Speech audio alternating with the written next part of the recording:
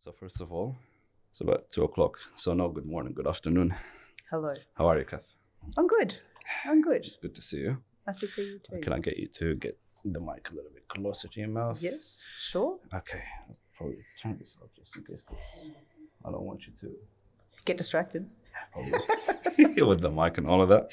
There's a lot of, yes, I found we were treating patients, the more paraphernalia you have in front of you, because when we treat patients in radiotherapy, there's a lot of instrumentation in front of us. So there's lots of cameras into the room, and there's lots of instrumentation. There's a person next to you, there's images that we're verifying, there's treatment delivery parameters that we're verifying, but there's so much in front of us before we actually reach the patient. It can take you away from the patient.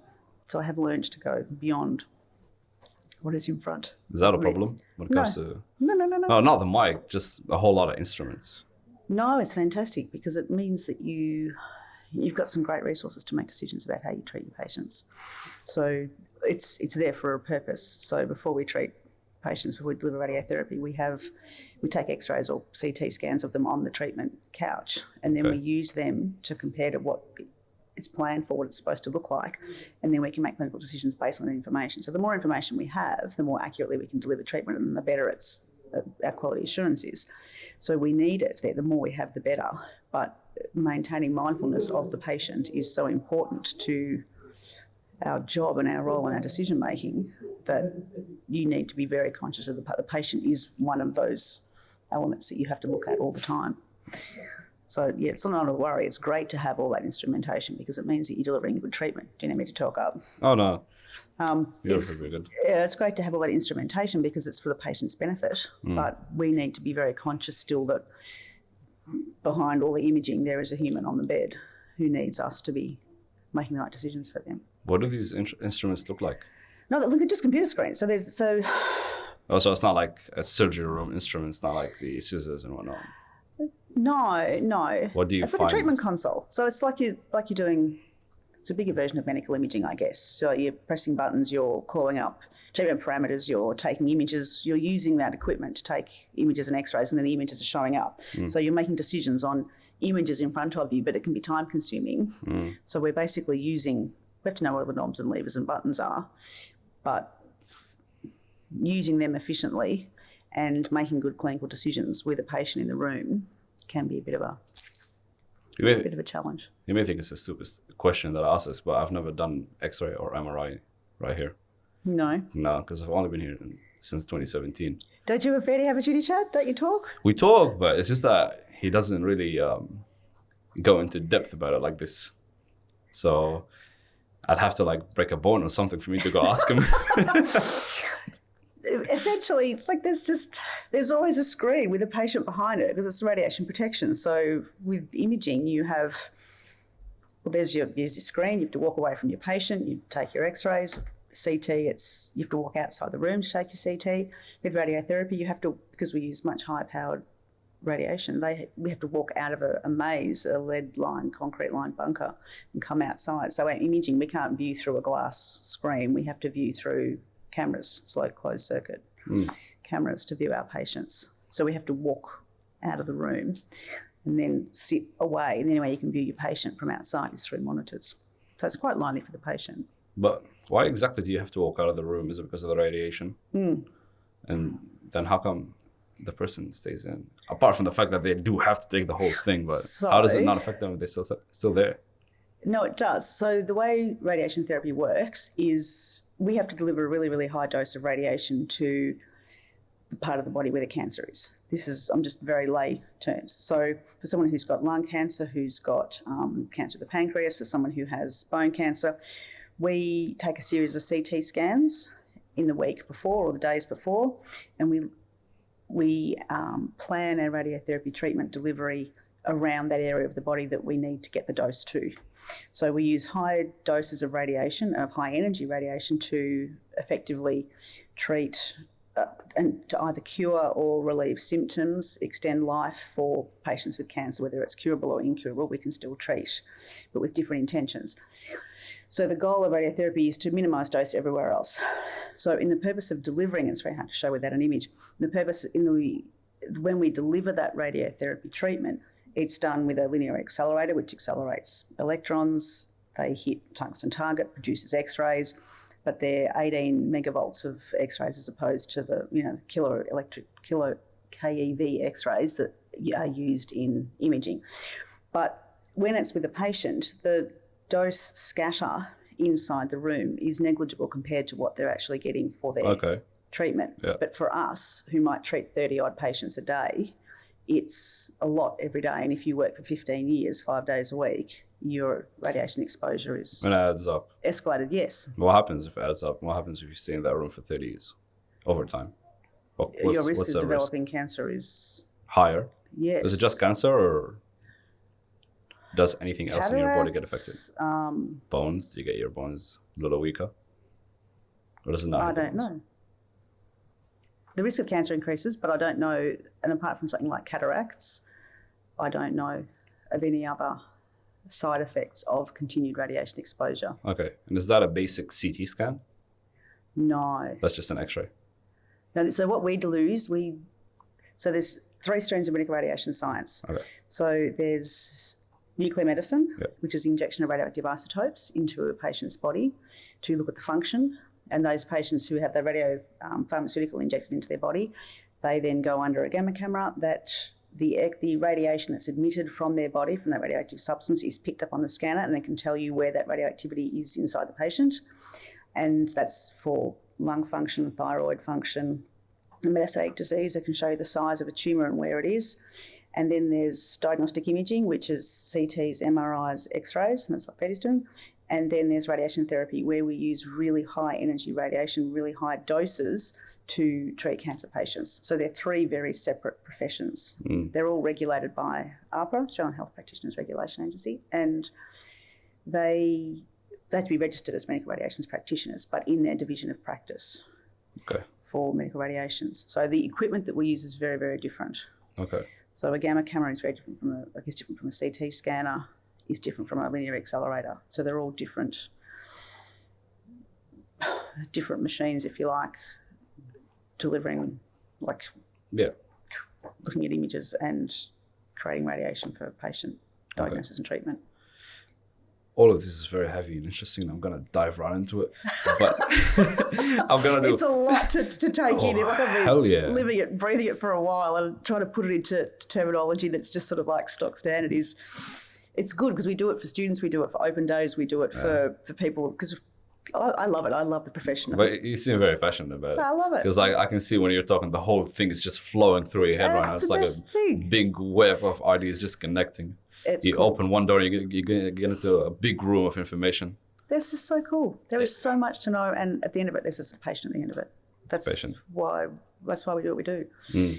So talking at the open days, when we're talking to students there, like year 10 and 11 students and 12, how do you describe to them what it is like what is medical radiations? Medical radiations is, if you want to see inside a body, or you want to treat a patient with cancer, or you want to treat, you need to be either a nuclear medicine technologist, a radiographer, or a radiation therapist. That's what you have to do. You have to be one of those things. Yeah.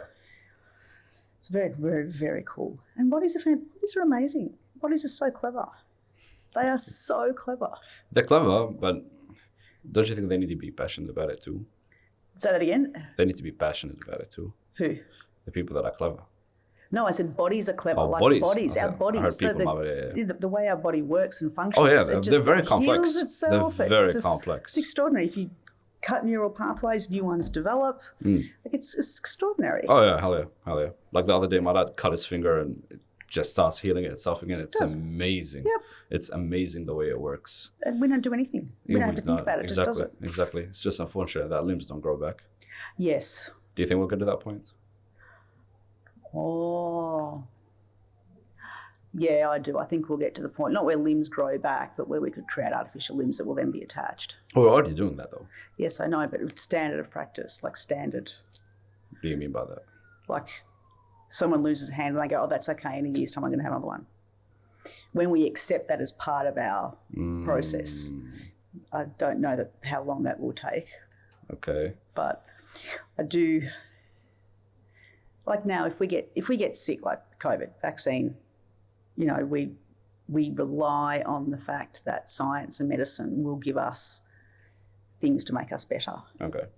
But until we can rely on science and medicine just giving us a new hand back that's grown and attached, until that becomes standard of care. Yeah. Well, how do you get a new hand? How do I get a new hand? How do you get a new hand? I don't know. Why are you asking about get a new hand? You grow it. They can grow ears. You can choose cells, starting blocks of things and grow them. Do they? Grow them on mice, yes. What about mice? They grow ears on backs of mice. And they do that? Like on a mouse. They grow ears on a mouse. I don't know enough about human it to ears? have a very in-depth discussion, but that's... No, not. Is it like a people. Cloning people? If you can clone people... Do you think we can? Yes. Yes, we can. You don't think we do? It's very here and there. I think we can, because after dulling the sheep, everything is possible. Correct. If we can clone a sheep, why can we not clone a human? I think we can. Do you think they've done it though? I was just going to ask you exactly the same thing. Do you think somewhere down in some back room somewhere someone's cloned? Yeah. I think so. I think so too. I think so too, yeah. I don't trust people. But how did it go though? How did it go? Will we ever know? What if one of them are just walking around? What if they are? What if they are? Because you know the whole theories That's about celebrities getting cloned and whatnot. The whole Eminem story being cloned. That's the whole horrifying. Britney Spears, not Britney Spears, Avril Lavigne being cloned. Okay, here's a question then. You can clone the biology of a human, but can you clone the person? You mean the personality? Well, is it a personality? Is it a soul? Is it the essence of a person? What is that? Well, okay, let's talk on the basis that there is no soul, for starters. Okay. I do think that there is something spiritual there. I don't know if it's soul or not. Well, this could be diving into some very, very complex territory. Yeah. Well, no. Okay, let's talk about the basis that there is no soul. There is no person. You're just a beating hard, functioning brain. If all your memories are stored in your brain, which are basically your neurons and your experiences just living there, because that's basically what it is, right? And when you want to reach a memory, you reach into some knot in your brain that stores that memory. Technically, you could clone that. You could clone the exact same makeup of that memory. Because it's a brain. If you remove a brain and put it in another person, do you have that person's memories? I don't know the answer to that. If you have no soul, then... Have they been successfully... Did they do a brain surgery ever? A brain transplant? I would have to... What? Do you remember the episode with Ellen? No, that was that talking like face-off kind of thing? Yeah. I think... didn't that Italian doctor do something like that? I think it was a head transplant, not a brain transplant. How? How can you connect the spinal cord? Once the spine is severed, it's severed. Like they don't... Well, I don't know, because I think they stopped him. He had a petition to do it. It's either he done it successfully or they stopped him, but he worked out a way to do it. So it's either a brain transplant or a head transplant of a inmate. No, I don't What want is to it? see. Well, abstract. What's that? First human head transplant. Yeah, see? Surgically challenging, ethically controversial, and historically tempting experimental endeavor as a scientific landmark. It was a surgical department, Grigor's. Yeah. Clinical medicine, where does it say? Oh, let's go up. Now that's a whole article. I'm not gonna read the whole article. I need to see that.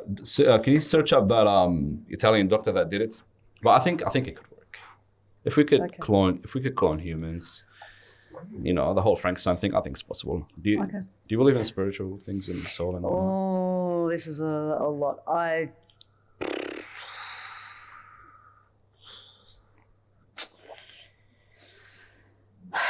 As a woman of science.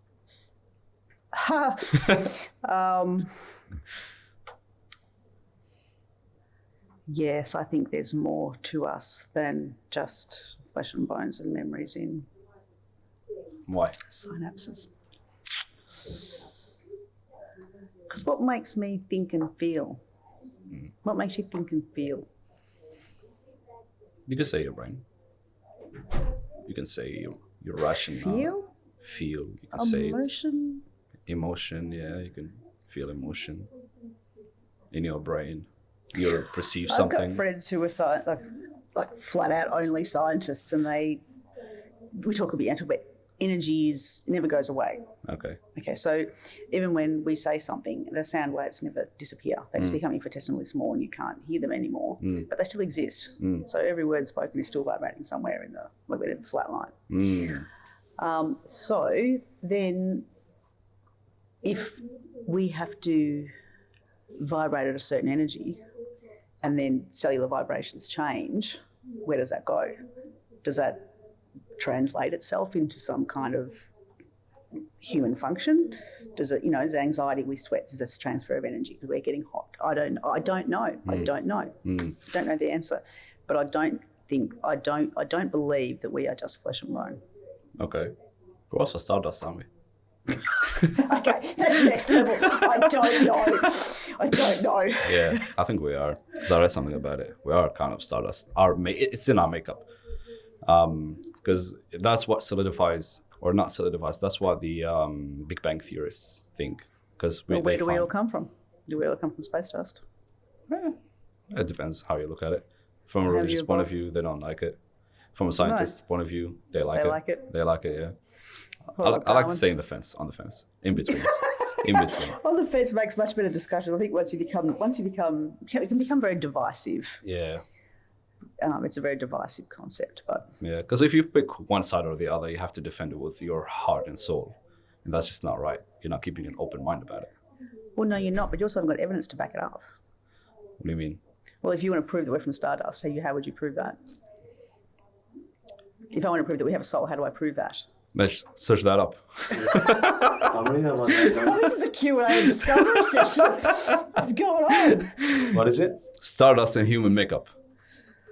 I've read something about it. It's they reckon it's in our genetic makeup because we share something of a similar makeup of the stars. And they think that once stars collided and they made the whole world. And that's how we have it in our system, something like that. It's on our skin, it's inside our bodies. Well, it shows you about the makeup. Sorry? Shows you makeups. Shows you makeup? Makeup as in commercial, like as in like stardust. Yeah, I don't think that's it, brother. No, definitely not. You got stardust in that. Yeah, probably. Sparkles. Okay, let's do something different. Please. Picking up. Wow, do you want to talk about the Italian doctor? Yeah? I found about his Wikipedia. His Wikipedia? Yeah. What's this? Sergio Cannavaro. Yeah, I know him, but did they let him do it? He did it on monkeys and he did it on a human. Did the one on humans work? In 2017. It worked. And Cannavaro colleagues performed human head transplant on two medical university. Here is for the human. So did he do it? Did it work? Humans. There it is. They didn't say everything about it. Okay, writing in the cardiac neuroscientist Dean Bonnet noted that the head transplantation procedure presented challenges that are beyond the ability of currently known science. And Cannavaro has offered no feasible explanation or science for his claims to be able to overcome these hurdles. Kaplan I can't tell you how I did it or show you, but I did it. Oh, yeah. Head transplants are fake in line with news. The spiritual soul kind of thing. Stardust. Those who promote such claims and who would subject a human being to unproven cruel surgery merit not headlines, but only contempt and condemnation. Yeah, so it's basically hearsay. So this guy is condemned for eternal damnation, basically, by the whole science field. Well, they're hating on him because he tried something different. Can I have that, please? Thank you very much. Yeah, probably worked, but I don't see it working as a long viable option. It's just. I'm not looking as a life plan. It sounds very Frankensteiny, if I'm being honest. No, not for me. Okay, wait, yeah. I was gonna try something different with you. Please, yes, This is like what, 5 minutes into it. We're already Dwarfed. way off. Bring it back. What's on your paper? Pick a number from 6 to 16. Oh my God, 67. 6 to 7. Oh, No, 60. 7. 7. Why 7?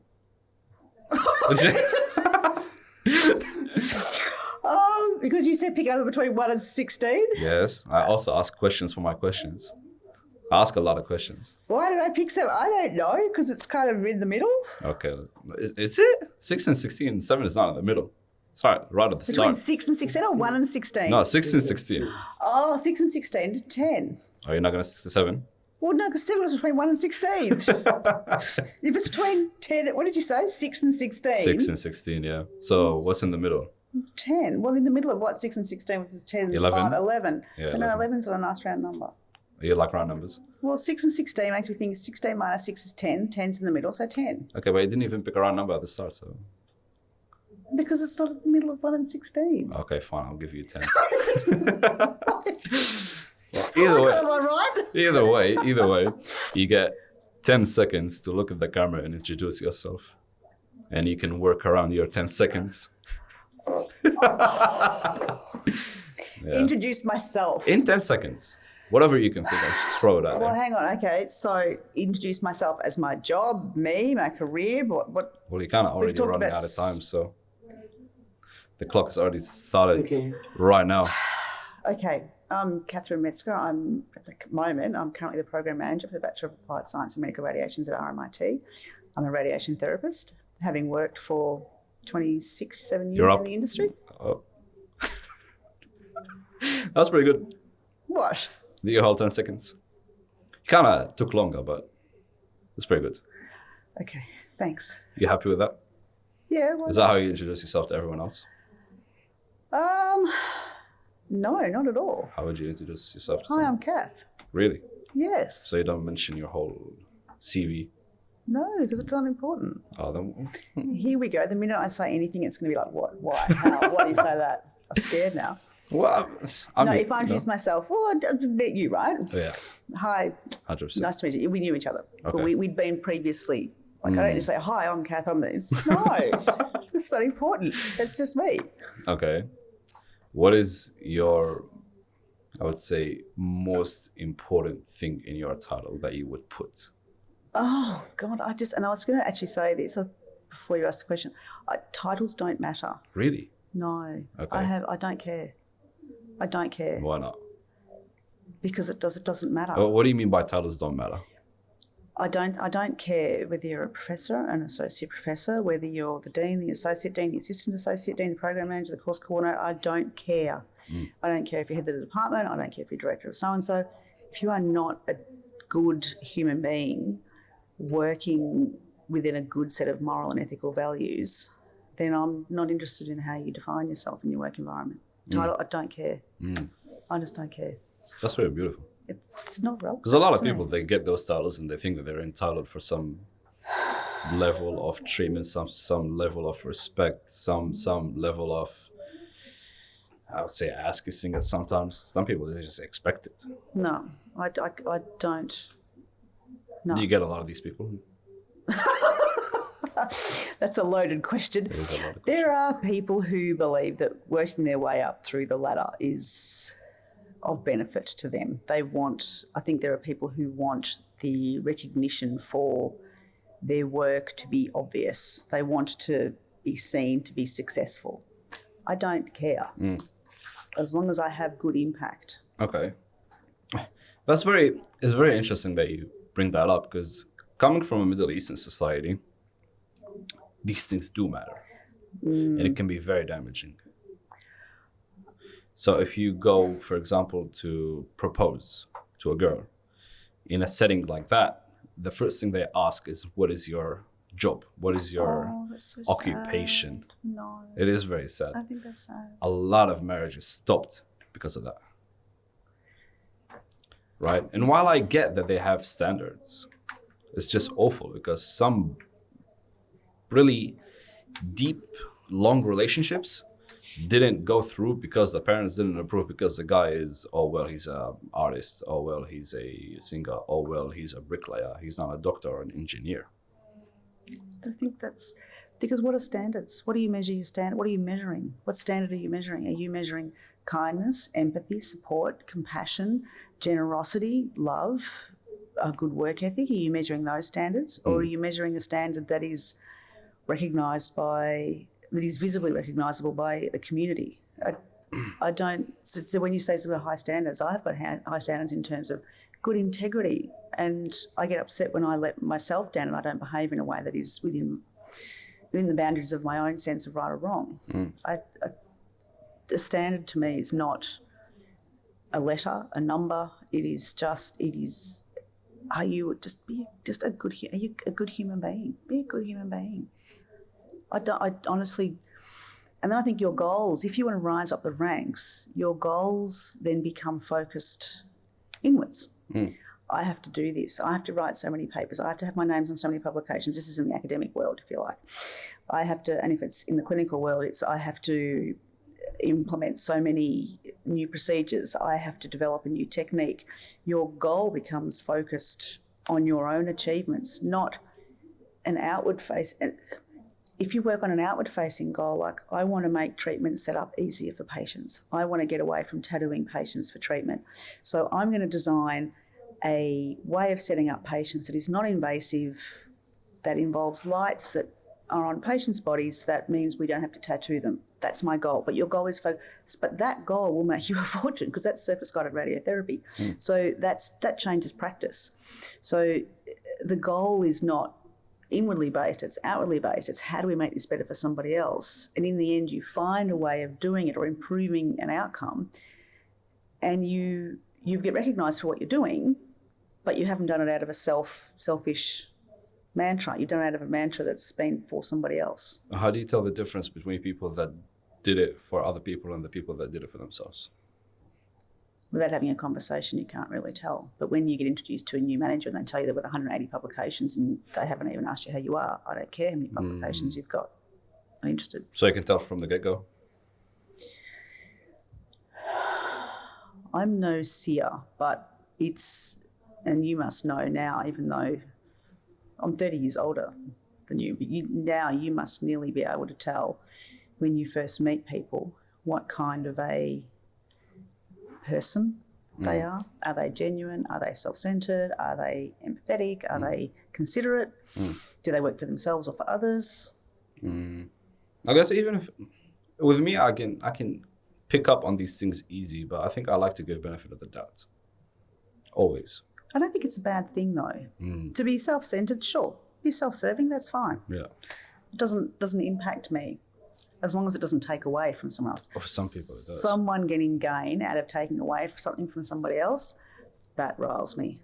Yeah. But if someone's just, wants to climb up the ranks or do a really good thing or become really important, then knock yourself out. A lot of people do that though. Absolutely. They step on other people in order for them to go up, and they think that that's the only way for them to go up. No, it's not. It's terrible. It's horrible. There's room for everybody.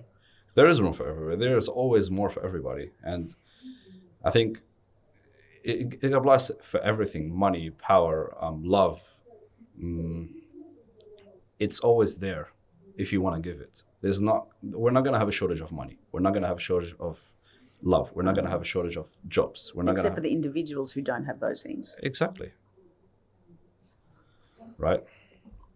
Some people, yeah, they like it. Yeah. And that's not at all what I'm about. I don't care. Did you ever have a situation where someone tried to climb on your account? No. No one's ever tried to push me to the side to get something that they wanted. Do you think you're lucky for that? I haven't really thought about it. Do I think I'm lucky for that? No. No? No. Okay. I would hate to be the person who had a great idea stolen. Or I would hate to be the person who had something pulled out from under their feet because someone didn't believe in them. Okay. But no,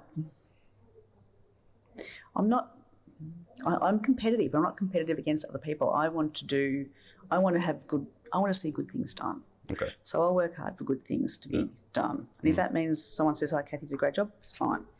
But I don't compete with someone else for the same position unless I think that I can add value to that position. If I think I can add value in a role or a position, like being the program manager,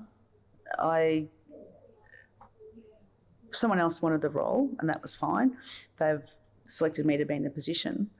But I don't get paid. This sounds stupid. I don't get paid anymore for being the program manager as I do being a lecturer. I just get that. I just have more responsibility. Yeah. But it means I also have a bit more of an impact overall. Yeah. And I hope that I have a good impact. Yeah. But some people would want that. What? Just to have that impact. They don't care about the money. They just want to have more power, more influence. Oh, yeah, I see what you're saying. It's such a different, the power and influence they're not words that I don't use them. You don't, but some people do. No, I know. Yeah, some people, that's all they think about.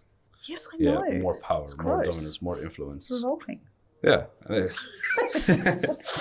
that's the whole thing we were talking about. They want to get to these places, they want to get to these roles, they want to have these titles just so they can sit in a place and they get their share of clapping and, hooraying and whatnot, and they carry on with their day. And they sit down feeling confident about what they've done. Like, oh, I've got the power, I've got the influence. Yeah. And they can to think that people work for them. See, there's certainly no power in being a program manager. And I can't influence many decisions, but I can get the right information to the right people to make sure that the right things happen. So I can kind of put the right people in the right places. And there's small, tiny examples. And so, for example, we had a student reach out from another degree at RMIT saying, I really want to join medical radiations. I'm thinking about medical imaging. Doesn't know anything about anything else. And I said, let's have a conversation. So we had a chat for 40 minutes, Teams chat, and she, be careful what I say here. So we organised for her to get some more information about all the 3 strands, and she's so excited. She's amazing. She's clever, she's keen, she's about the people, and she wants to be a med rad. But for me, being in the position of a program manager as the first point of contact, I can support her to make the right decision for her so she ends up in the right place, because ultimately anyone that works in MedRad is working with a patient. Okay. So if I can help the right students to be in the right place, in the right learning environment and in the right profession for them, then I impact the patients. Okay. And that was my goal. I've worked clinically for 27 years. I was at Peter Mac. So in 1995, I was an intern there. And I loved working at Peter Mac. It's fantastic. But I couldn't work full-time. My kids are getting older. I wanted to work full-time, and I couldn't work full-time clinically. It was just, I got to the point where I'd worked clinically for so long that I couldn't work. I could work part-time clinically, but being at RMIT, I had to be full-time. And I thought the only way, when I retire and when I leave the profession eventually, the only way I can continue to having a positive impact on patients is to teach. Yeah. Which is why I'm here. Yeah. So my goal for being here is not like, I'm going to end up being amazing. Yeah. It's just, if I teach how we can have a good impact clinically on our patients, then I'll be very happy. You kind of took away one of my questions, because I was going to ask you, why did you want to be a lecturer? I was wondering. No. My whole family are teachers. Really? Oh, all of them. But they're all secondary school teachers. Okay. So my mum, my dad, my aunt, my godfather, they all teach. So it's just written for you. Well, I just swore I was never going to be a teacher because it was awful. I was watching them over the weekends, school holidays. They were just correcting. It was late. Mum was exhausted. My beautiful mum, raised the 3 of us on our own on the farm. I was 11. My sister was 5 when she was a single mum, 20 acres on her own, and she did an incredible job. And in fact, she's the reason I'm here doing what I'm doing. It's my favourite story in the world, and I'll tell you because it's a nice place to share it. So when I start this, all my open days conversations, because everyone goes, what's medical radiation? So when I was in year 12 in August, was I not yet 18, Mum said, let's go to RMIT's open day. So it was a 2-hour drive in the old Holden Premier with, no air conditioning, windows down. And anyway, so we drove to Melbourne for RMIT's open day, wandered around, just she and I. What year was that? What's that? What year was that? I was in year 12. So, yeah, would have been 2000s? It was 1990. Okay. So, is that right? Yes, I was 17. Yeah, it should be around that time. So 91 I started, but then I deferred. But in 1990, yes, Mum said, do you want to go down to... I said, yes, please, let's go and do that. and she drove me down 2 hours. I can't remember what my siblings did, but anyway. And we came to this door. There was no signage and just like medical radiation, because it was in the city at that stage. And she said, "What's medical radiations?" And I'm like, 17-year-old, I don't know. Mm-hmm. And she said, "Do you want to go and have a look?" And I'm like, "Yeah, sure." Like every other kid at open days, like, "Yeah, sure." Okay. And we opened the door, and I was like, "Oh my God!" This woman answered the door, and all I remember about her was she was so lean and so sprightly, and she was carrying a water bottle, a Mount Franklin water bottle full of carrot juice. But clearly it was important because I remember it. and she's, "Oh, I'm a radiation therapist and we use radiation to treat patients with cancer." And I went, "Oh my God, that is exactly what it's exactly what I want to do." I had never heard of it before in my life. It's exactly what I want to do. And I had the prerequisites. I had physics. At the time it was Maths A and Maths B. And so I did physics, chem, Maths A and Maths B because I just love the sciences. And English literature I did in year 12. Mm. And I enrolled and I started, and I was so excited. I still remember when I got my results.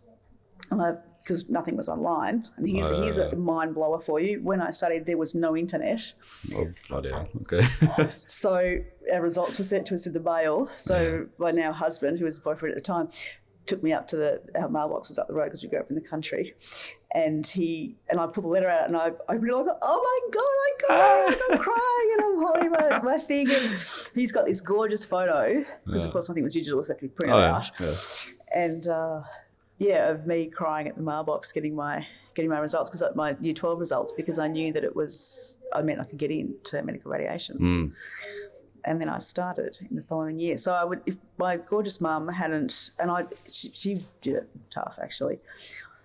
So women have such resilience. So if she hadn't made that happen, she's probably here.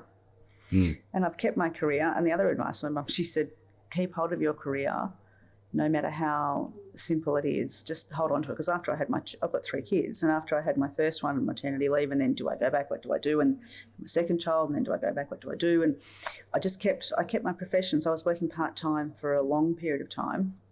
And since I was about 7 years qualified, when I had my first child, I worked part-time ever since then. I only worked full-time for a period of time in 2018 for a year and a half. Mm. But I've always, because I love it. I love my job. Yeah. It's such a privilege to work with people and be able to provide care and treatment for people with cancer and it's not even just the diagnosis, it's the emotional stuff, it's the psychological stuff, it's the families around them, it's the long-term impact. It's like I've had so many conversations that I've been privileged to have over the years. It's great. But I wanted to teach because I can't do that forever. Mm. But blessed mum. For the people listening, this woman was telling the story with a big glow in her eyes. So if you're listening to this on audio, I highly advise you go watch the video, especially this story. The whole time she was telling the story, a big glow in her eyes, just reminiscing about that whole time. Because I can imagine you just imagined the whole thing again. Yeah, I still remember staying there, and she's like, "Oh my God, this is." But the technology was nothing like what we have now. Yeah. So it was really basic. Yeah. But still, I was like, "Oh my God, this is cool." How does it feel like for you to go through that whole change from no technology to technology? Oh gosh, I only realised it when I taught briefly in 2016. Between 2014 and 2017, I taught briefly at RMIT, just part-time. And one of the students walked into the office and she's like, "Oh, Kath," she asked me a question. I'm like, "Oh God, I don't know." And I was on one of these swivel chairs. Mm-hmm. And I was like, I don't know. Because I then turned around and I went, and it hit me. I just said, I could never have done this.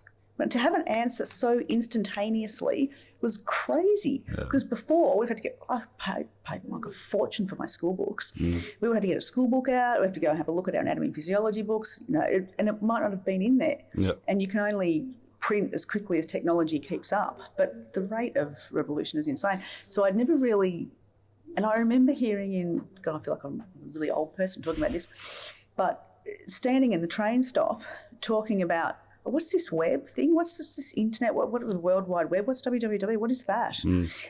No clue. Mm. And it was almost like it was something that was never going to happen. Oh yeah. Like we were talking about this. What's the web? Like it's very futuristic. Yes, exactly what it was. Yeah. It was really like, this is not even going to be a thing. Yeah. And then Yeah, mobile phones. So I never really noticed it until I turned around in the moment and just went, oh my God, this is so cool. Yeah. It was almost like it happened instantly. Like, I've just got the answer for you here and I know where to go and I know what to ask and I know the right questions. But I think, so look, I feel very, very grateful to my mum for making that effort. And I'm very grateful to be able to be here and to stand, and that's why it was exciting doing my first open day, because I was remembering that woman who'd inspired me back in 1990 to join the profession. I thought, I wonder if I'm that person for someone. I wonder if someone's going to say, oh, I had this person that taught me. It was Kath, and she just, she really loved what she was doing, and she inspired me to do what I'm doing. And I thought, if I wonder if I'm that person for someone. And people did come up to me afterwards and said, oh, it's so great listening to you talking. Can we come have a look? So then we took tours of the department. We had them planned anyway, but it's kind of surreal for me to feel like, and look, it's a tiny part of the world. It's the tiniest, most infinitesimally small part of the world. Our little patch of applied science and medical relations at RMIT, tiny. But it has so much impact for so many people that it's a really nice thing to be part of. Yeah. And the whole philosophical question about, are we spiritual? What happens after death? What is what we're doing now really important? Does it really matter? In the scheme of things, does it really matter?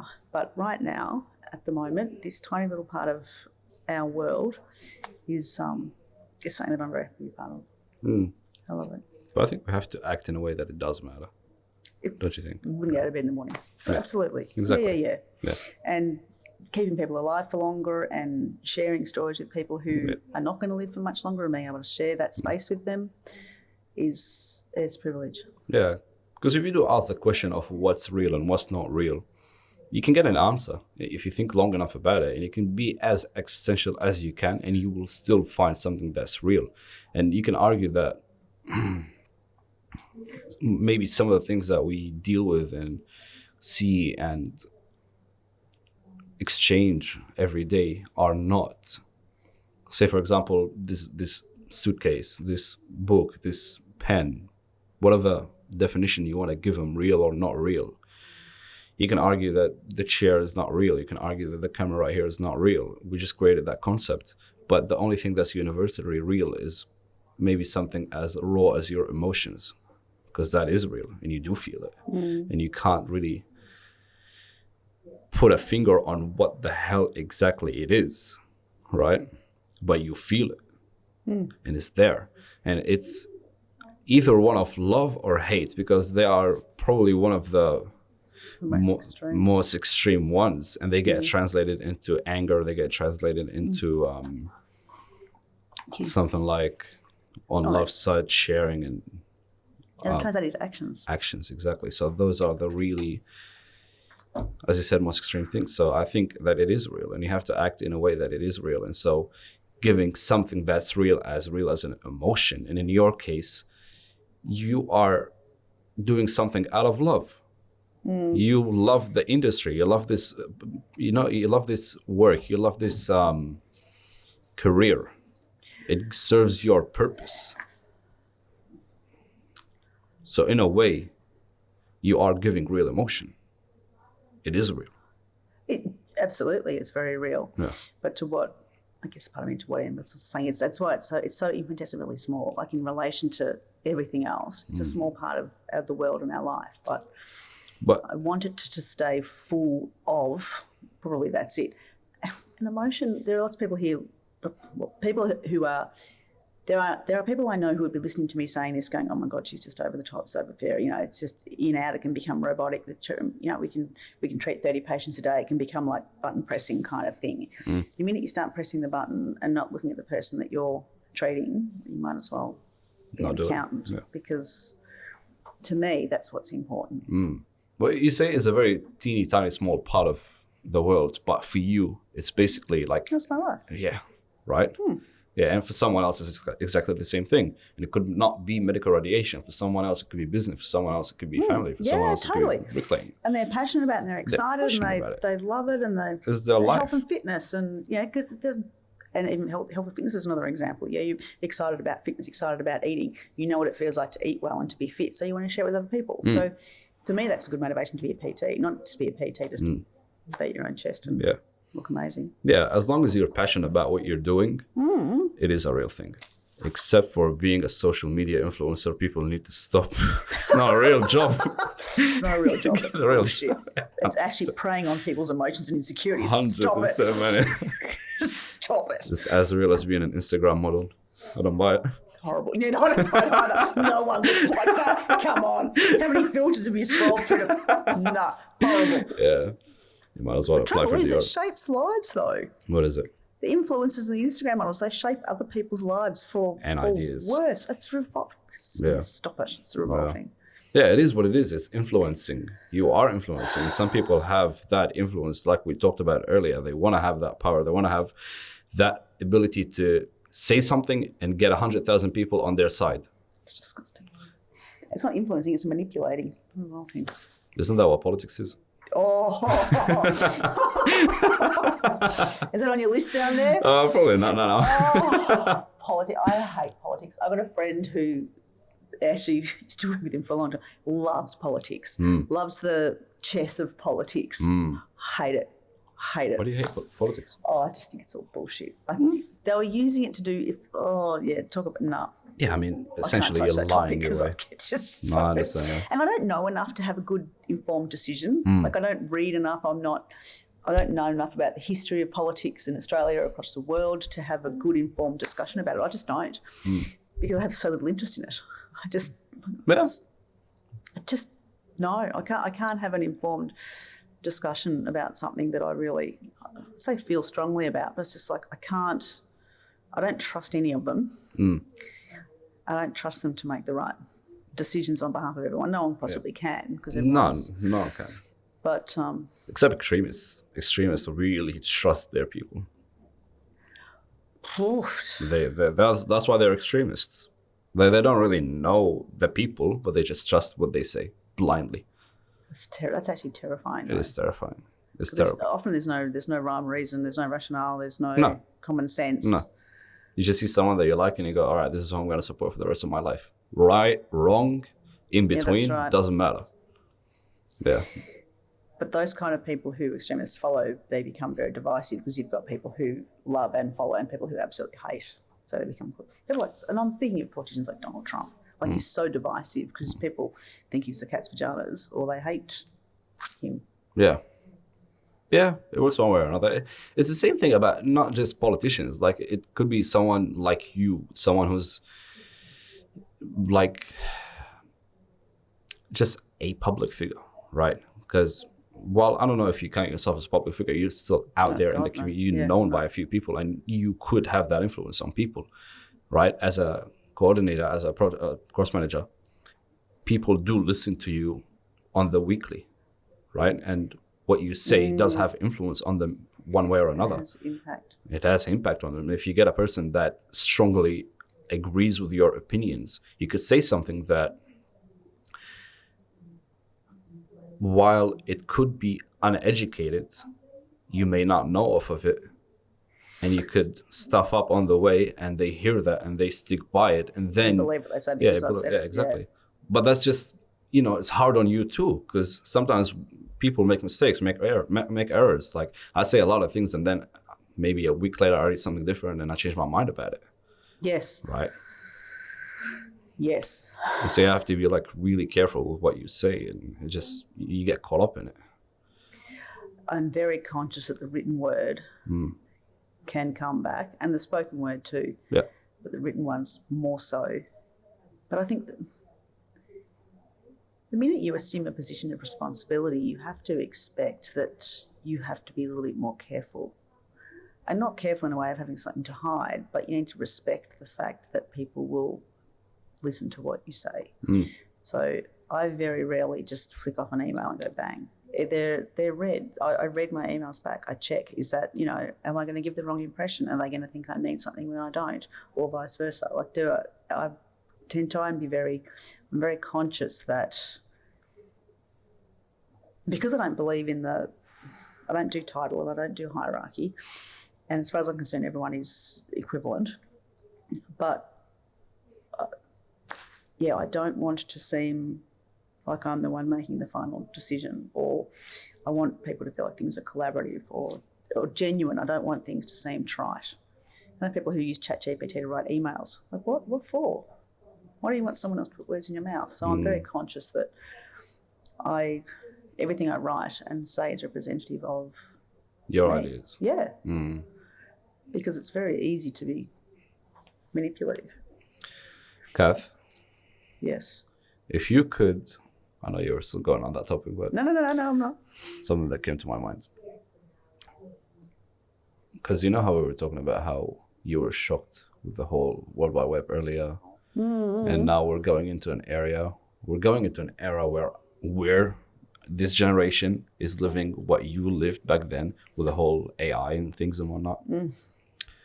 If you could wear glasses that could show you a personality trait of a person just brought above their head, what would it be for you? What would I want to see? Oh, a personality trait. What would I want to know about someone instantaneously? Yeah, what would you want to know? Like, say you read the glasses and you get their most accurate personality trait. It could be honesty. It could be... That's genuine was what they come to mind. I want to know someone's genuine. That what they say is real and that they will stand by what they say. Okay.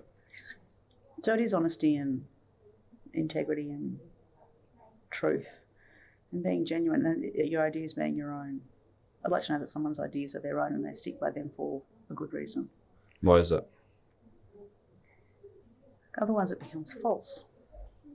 So I said before, when I introduce, I don't need a title, I just need to be me. So when I introduce myself, it doesn't matter who I am or what I do. The same as it doesn't matter to me what someone else does. Just want to know who they are and can I have a conversation with them. Do you hate being lied to? Do I what? Do you hate being lied to? Oh, yes. How much? How much? Yes, how much do you hate being lied to? A lot. Really? Huh? Like it's something you don't tolerate, is it? Well, man, the hard and fast answers, like the hard and fast response is not me. Like I hate being lied to because it makes me think that someone can't trust me. But then there's part of me that says maybe they have a reason why they're lying. Have they got something to hide? Do they feel guilty? Are they upset about something? Is there something else that they don't want me to know because I've responded in a certain way before and they don't want me to respond that way again?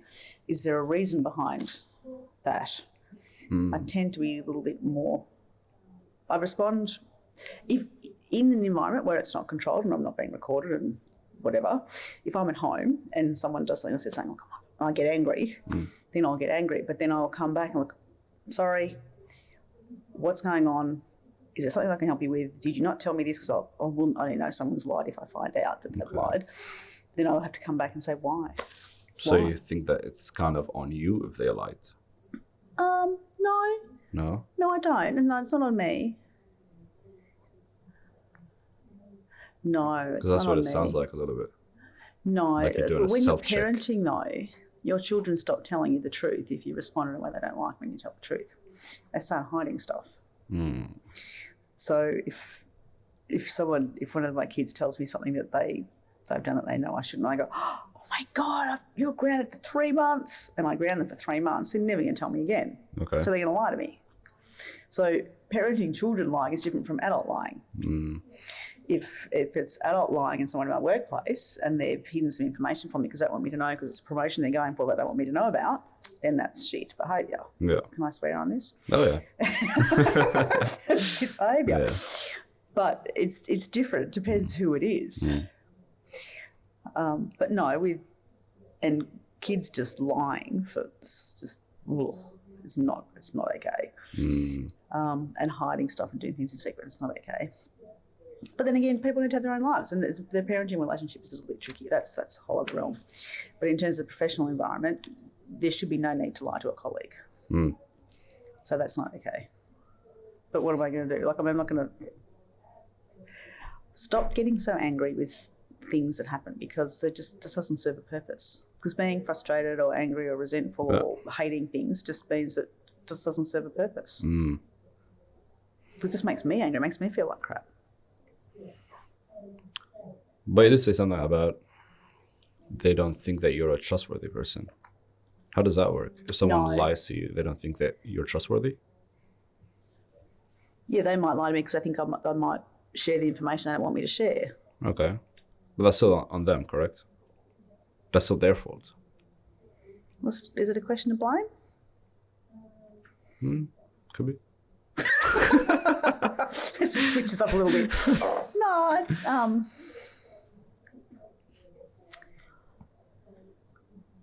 if they don't trust me, that's their issue. It's kind of insecurity, isn't it? For them. Well, for them, if they feel that they've done something that they don't want to share because they don't trust that knowledge to be shared with me or with anybody else. But some people just lie for a living. Some people live a whole lie. I think they lie every day. How sad. Ugh. You see it. Have you seen it? You've probably seen it, but... In what context? You could look at a person and you think that he's or she's very well put. They have their life together. They have their You're talking about a facade. Yeah. That's a lie. That's a lie. You walk around pretending to be something that you're not. You tell people that you're something that you're not. You didn't lie to them first. You lied to yourself, and then now you're walking around convincing people of this whole big play. Right, you're putting on a show. Okay. 24/7. I'll put something to you, right? When I present for work, I present for work. Okay. I'm ready to work, whether it's clinical, whether it's RMIT, whether it's other places I've worked. I turn up good to go. The fact that I've had a yelling match with my kid in the morning, that I've slept in, that I've forgotten to do the tuck order, that I've cried on the way to work. No one needs to see that shit. No one needs to see that. So the facade is sometimes necessary for you to be able to do your job. So sometimes when people are having an off day, we need to have a work self and we need to have a real self that we share with few people, and what's it I think, and we need to have a self that is professional and external. It becomes a lie when you get up in the morning and put makeup on and think and say you look all the time. But we all need to have, and there are very few people, like I've got a fabulous husband, and I can be my absolutely true blue bottom of the barrel self, no problems, and that's completely fine. Don't you think there's an element of fear of judgment from others? Oh, hell yes. Yeah. Yeah. And so what if you remove that? The fear of judgment? Yeah. That's so interesting. What if I remove judgment? Oh my God. I would go to work in my pajamas. I seriously would go to work in my pajamas. Truly. Do you think we should make a case for that? Hell yes. I think we did COVID, like the bottom half is the working from home look is the shirt and the... I can't tell you the amount of times I've done Zoom meetings on my... And it's a thing now. I still don't Zoom meetings, but like Teams meetings now. Yeah. I've seen some very interesting outfits for Zoom meetings. My daughter bought me a beautiful Peter Alexander top, like the silk shirts. Yeah. It's blue. It's got like white piping. It's got the little gorgeous. Yeah. And it's very luxurious. Huh? Very luxurious. It's so lovely. Yeah. So luxurious. And I got up one morning and I had a meeting at 9. I'm like, oh my God, I woke up 8:30. Oh my God, what am I doing? Jumped online, didn't change. Yeah. Just threw the hair. It was fine. Sort of then just behaved itself. And sat there and I said, I apologise, I got my pyjamas on. She said, I didn't even notice. I'm like, beauty. So stuck with that. Yeah. But I was in a meeting yesterday and the woman, she had a lovely blue crew neck top on, long sleeves, and she adjusted herself in this chair like I just did, sort of went up like this, but there's the Peter Alexander puppy dog across her top. And I thought, she probably has no clue that we've just seen she's in her pyjamas. Oh, well. But, yeah, the judgment is... Yeah. But then society has an expectation. Yeah. If I came here in my pyjamas, you'd be like, what's going on? Be very interesting. The list of questions might change. Why are you in your pyjamas? I would love to get a heads up so I can rock up on mine. We're having a pyjama session today. yeah, no, the society has an expectation. And then it's about respect for the role. And like on a serious note, seriously, if I turn up looking like trash, it means I don't respect the position. Okay. And if I don't turn up looking good at work, it means it's like I don't respect the work. No, the students.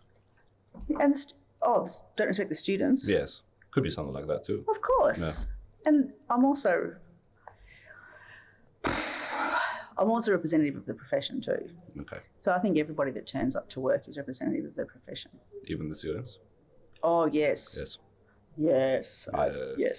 So if you're anyone hearing it right now, if you decide to rock up in PJs to RMIT, you know what's coming for you. Don't do it. Yeah, don't do it. One of the students. Oh my God.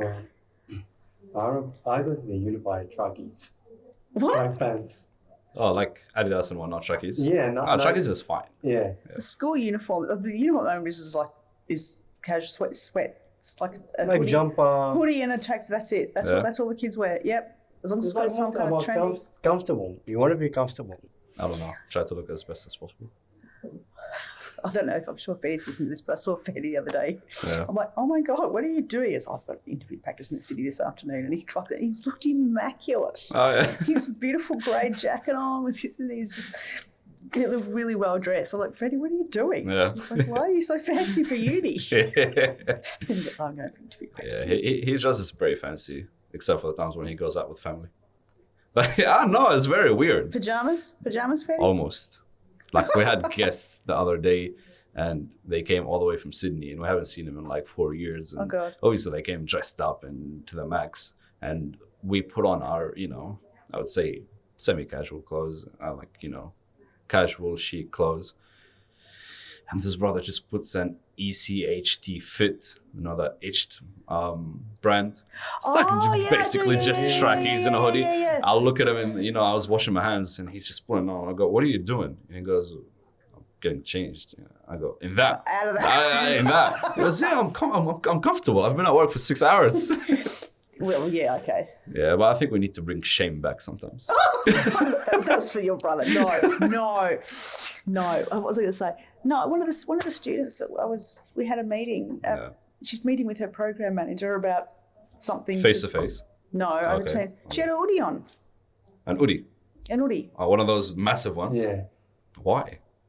Did she have the hood up and all of that? I can't remember. All I remember was just going, what is that? Yeah, I've seen a few people walk around the city with that. No. Yeah. See, total judgment. Exactly No. what I thought, yeah. That's I try not to judge, shambolic. but If you wear an hoodie to the city, you need a lot to think about. is this where they're looking at you? That's where they're looking at me. That's where they're looking at you.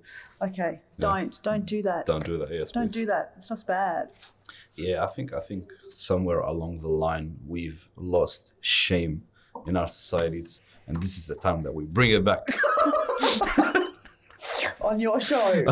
Yeah, Bring 100%. back the shame. Bring back shaming people publicly. Yeah, no, if you wear an hoodie, you already brought shame upon yourself. Just the minute you walk out the door, it's all over. Yeah. Although having said that, to be fair, I have been to the supermarket with my children in less than flattering attire. But that's with your children. Yeah, but still, I'm going to the supermarket. Oh, the No, we've left the house Oh. in like tracksuit pants and pajama tops and Ugg boots. Depends on the time. At 11 o'clock when you're going for ice cream and I PM? think that's yeah. Yeah, see, that's legal. That's legal. Yeah, that's legal territory. That's all right. Okay, no shame. No shame, no. Okay. Macca's drive-through. Yeah, supermarkets. Oh yeah, totally. Macca's drive-through. That doesn't even need shoes. No. Did Yeah. Anything after 8 p.m., 10 p.m., shame is cancelled, pretty much. It's too dark to judge. No one cares. You should be in bed. If you can't go to bed. I swear to God. At that rate, it's just like, it is what it is. Right, you're going for a late one, people understand. But I don't think you need to worry about your whole fits and whatnot anymore, especially when you present to the students. Because I was at EduTech. Did you go to EduTech, Education Tech in CBD? They have this whole convention of educational technology. No. They presented a whole lot of shit in there, okay? And everyone just came with their ideas and how they could improve the educational side. I think it would be very interesting if you were there. One of the people over there, he was presenting a hologram. Oh, is that Holder Man? It's what? Is it called HoloMan? No, it's not. It's maybe a different company, but I think it's the same technology. So it's a hologram for teachers. Yep. Yeah. So it's the same technology. And so instead of you being there, you just record your body, and then they save the recording, you put the hologram in the room, and you can operate remotely, pretty much. And you've got a big sigh and a big face of dislike. Why? This makes me so sad. Really? Yes. Why? Because, look, this actually, your smile is genuine, as is yours, right? The communication is fun, serious, direct. That doesn't exist. The minute you take out a layer of reality, that doesn't exist. And it makes me sad, because if you feeling it, living it, being involved in the communication, and for me, teaching is about engage. You have to, like, to teach someone, you teach. Like, you're not just giving them information or just, throwing your arms around with goggles. Like, you have to know. That makes me sad. No, I 100% agree. This is the reason why I don't run this thing on Zoom or whatever. You couldn't. Yeah, I couldn't. If I have a guest that's overseas, I'd rather them come here, and I'd wait like a couple of years for them to come rather than just, run the whole thing online. I just would never do that. Yeah, it doesn't work. No, it's not. It does for some stuff, and even like we had a practice session today at uni for one of the presentations for the students, and it's good in person. We could do something similar online, and they're still going to speak the same, but you lose that all that part of communication. Human interaction.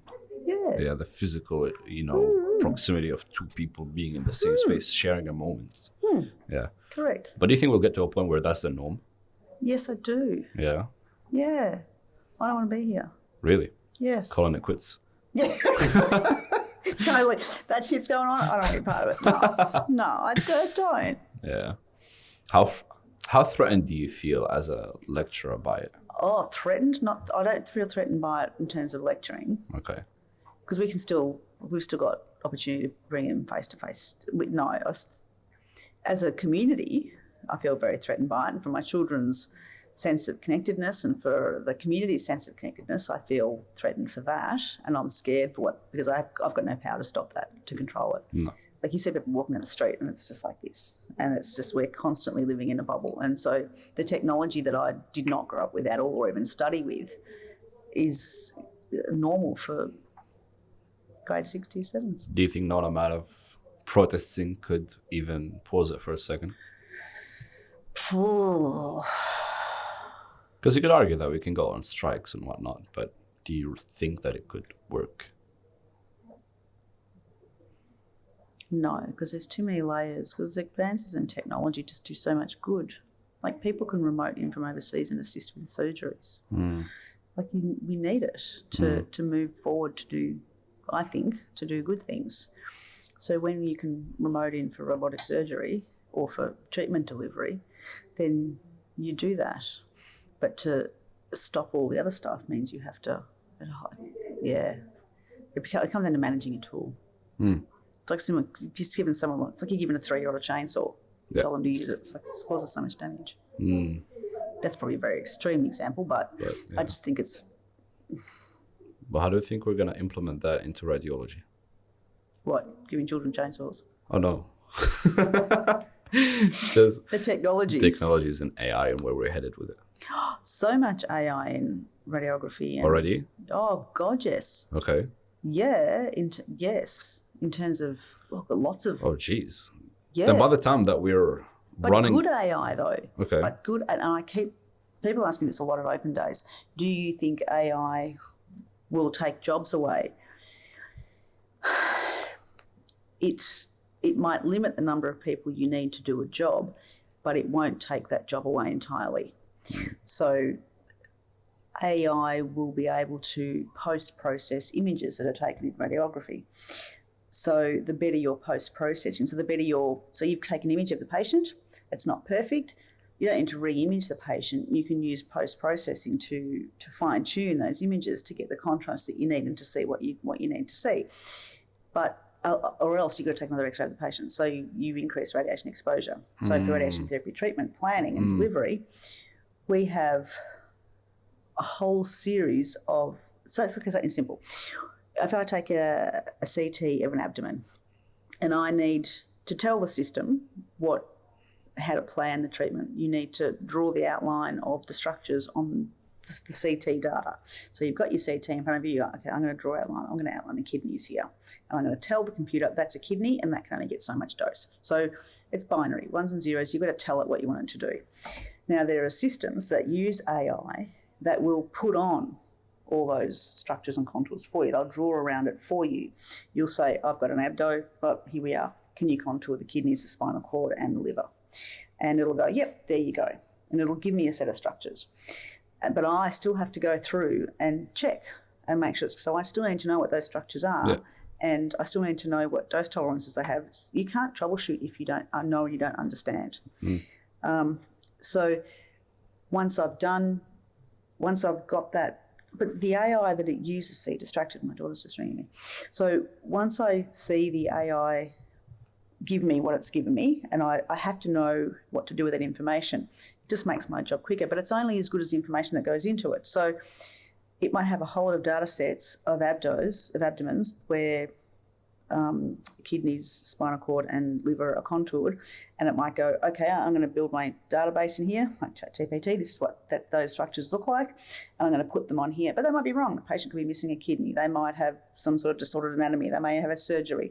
So the artificial intelligence is used to put the structures on the CT data, but I still have to know what to check for.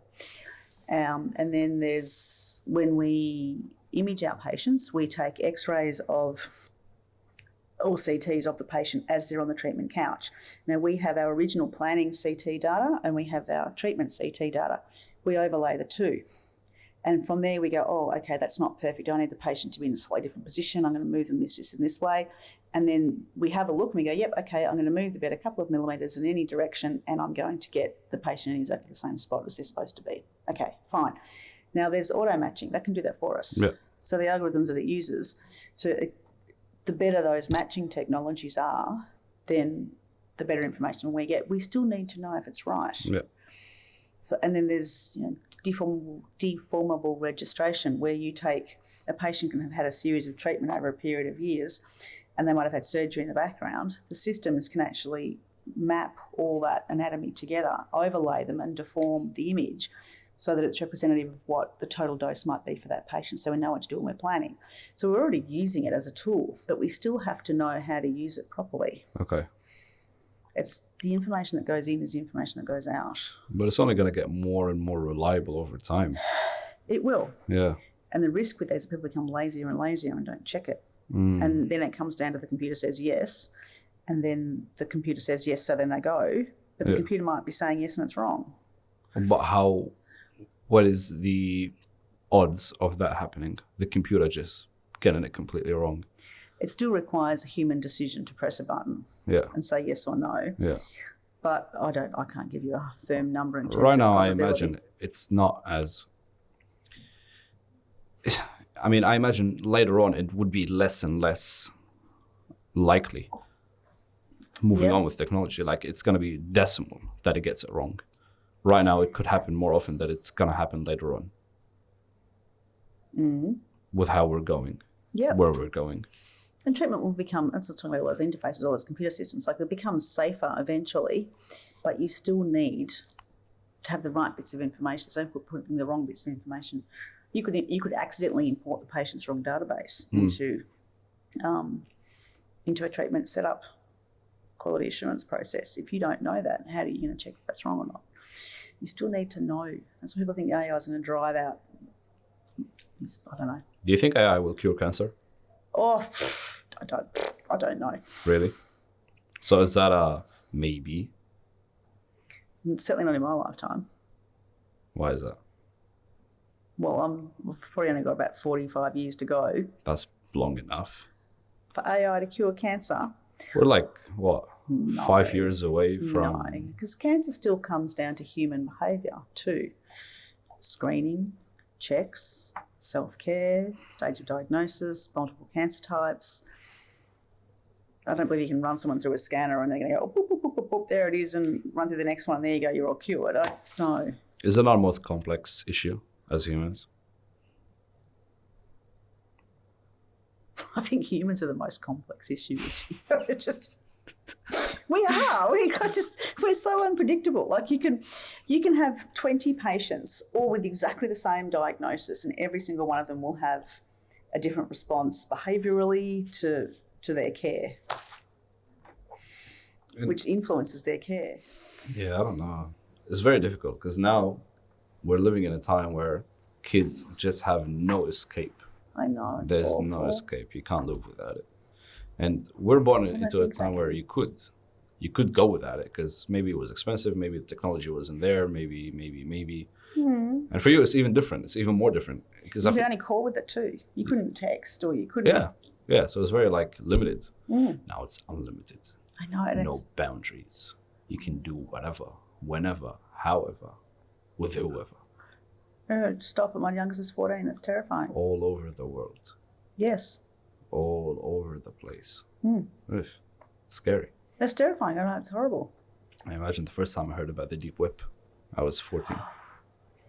I had no idea that was even a thing. Why you didn't know about the deep web? Yeah, well, not until my daughter told me. When was Horrible. Cheers. that? When was that? When did you figure out about the deep web? I don't know, 12. What, she was 12? Are we starting again? Yeah. Okay. Yeah. You didn't press a button. How did you turn that one off? I didn't turn anything off. So, I sold my soul. No, don't worry. This is all under consumer confidentiality. Okay. If that's how you say it. I don't know. Is that how you say it? I don't know. No, the word. Is that how you say Confidentiality. yeah. Yes, it is. I get tongue twisted. So do I. Pajamas and wrapping paper are two things that I can't. And even some of the terminology I was using before, it's like, come on, I have to slow down. Pajamas and what? Wrapping paper. Wrapping paper. Wrapping paper I find quite challenging to... As a word? As a word. Wrapping? Yeah, not to use. No, I can manage that bit. In fact, all gifts should be wrapped, I think. Yeah, 100%. I don't believe in putting it in a bag and giving it. Or just giving it like that. Or giving it in the bag that you bought it in with the tags and the receipt still attached. What about receipts with no price? Gift receipt, yeah. Gift receipts. Yeah, but... Do you believe in gift receipts? Gift vouchers? Yeah. No, not gift vouchers. So would you give a gift with or without gift receipt? Receipt, yes. Yes. I do. Yes, fresh off the boat. There's the P's there, but it's only joking. Do I believe? Yes, I do. I give a gift with a receipt if they don't want a Normal receipt or gift receipt? gift. Okay. So it's got no price on it. Okay. So if I buy something from Peter Alexander and just they give me a gift receipt, I just hand that on. And you even remove the price from the box and all of that. Yes. Go out of your way. You shall never know that I spent $20 on a gift. Correct. Yeah. That's the thought that counts. It is the thought that counts. And it's kind of a sad thing because I go to a lot of birthday parties and they just don't bring nothing, man. They don't bring nothing. I hate it. Like back there, and this is 100% culture comparison thing. Back there, you can't go to a birthday party if you don't bring a gift. Right here, it's normal. Who cares? Yeah. It's just a party. It is just a party. That's the thing. Yeah. Or you can go via Safeway and get a gift card and just pop it in a little envelope. And That's disgusting. Well, that's what the Greek thing if you are late for the birthday party. That's horrible. The Greek what? When you are late for the birthday party. When That's you're bad. late? No, last time I was late to a birthday party and I forgot to buy something. I bought my friend a pack of condoms and I put a note and I poked the thing like with the pin. I put the pin right in the middle of the pack. Okay, so that's not going to be helpful. That is not helpful, but it's a gift. It's the thought that counts. He was turning 18, so. So he should be a parent. No, well, he did give it to his dad eventually. It's got a hole in it. Well, to be fair, they're a family of 3 right now. They were 2 at the time. That's unethical. Yeah, I mean, look, he knew what the risks were. Like I gave the box with the note and the pin right in the middle. Okay, what was the note? No, I didn't ask that question. Happy birthday. Okay, Yeah, it's just a cute little happy birthday message. sure. Yes, That's it was okay. I was running late. What am I supposed to do? There are I gift cards that are not condoms. I'll think about it. But yes. Too funny. What else have you got in your pen on you? I was going to ask, we were talking about cancer. It's the thing with cancer is a lot of conspiracies. I was going to say, around. don't tell me it's a What? virus or... No, none of that. But a lot of people think that we've been able to find the cure, but just that governments wouldn't share it. Bullshit. How bullshit is that? Bullshit. Like on a scale of 1 to 10. 11. Bullshitness. Okay, why? In fact, who would do that? I cannot believe that there would be somebody so amoral that they would know. That's bullshit. Do you really think that governments are that moral? I don't think they're moral, but I don't think they're absolutely outright. They used to do horrific research, but no, I don't think so. But if you compare it to the pharmaceutical business, don't you think that you can make a case for it? Because look at farmers and whatnot. In a way, Pharmaceuticals is, yes. and then you said look at farmers. Not farmers, sorry, pharma. So the Oh, pharma, as in PHARMA. Yes. Okay. It is a business, correct? Mm. It's a very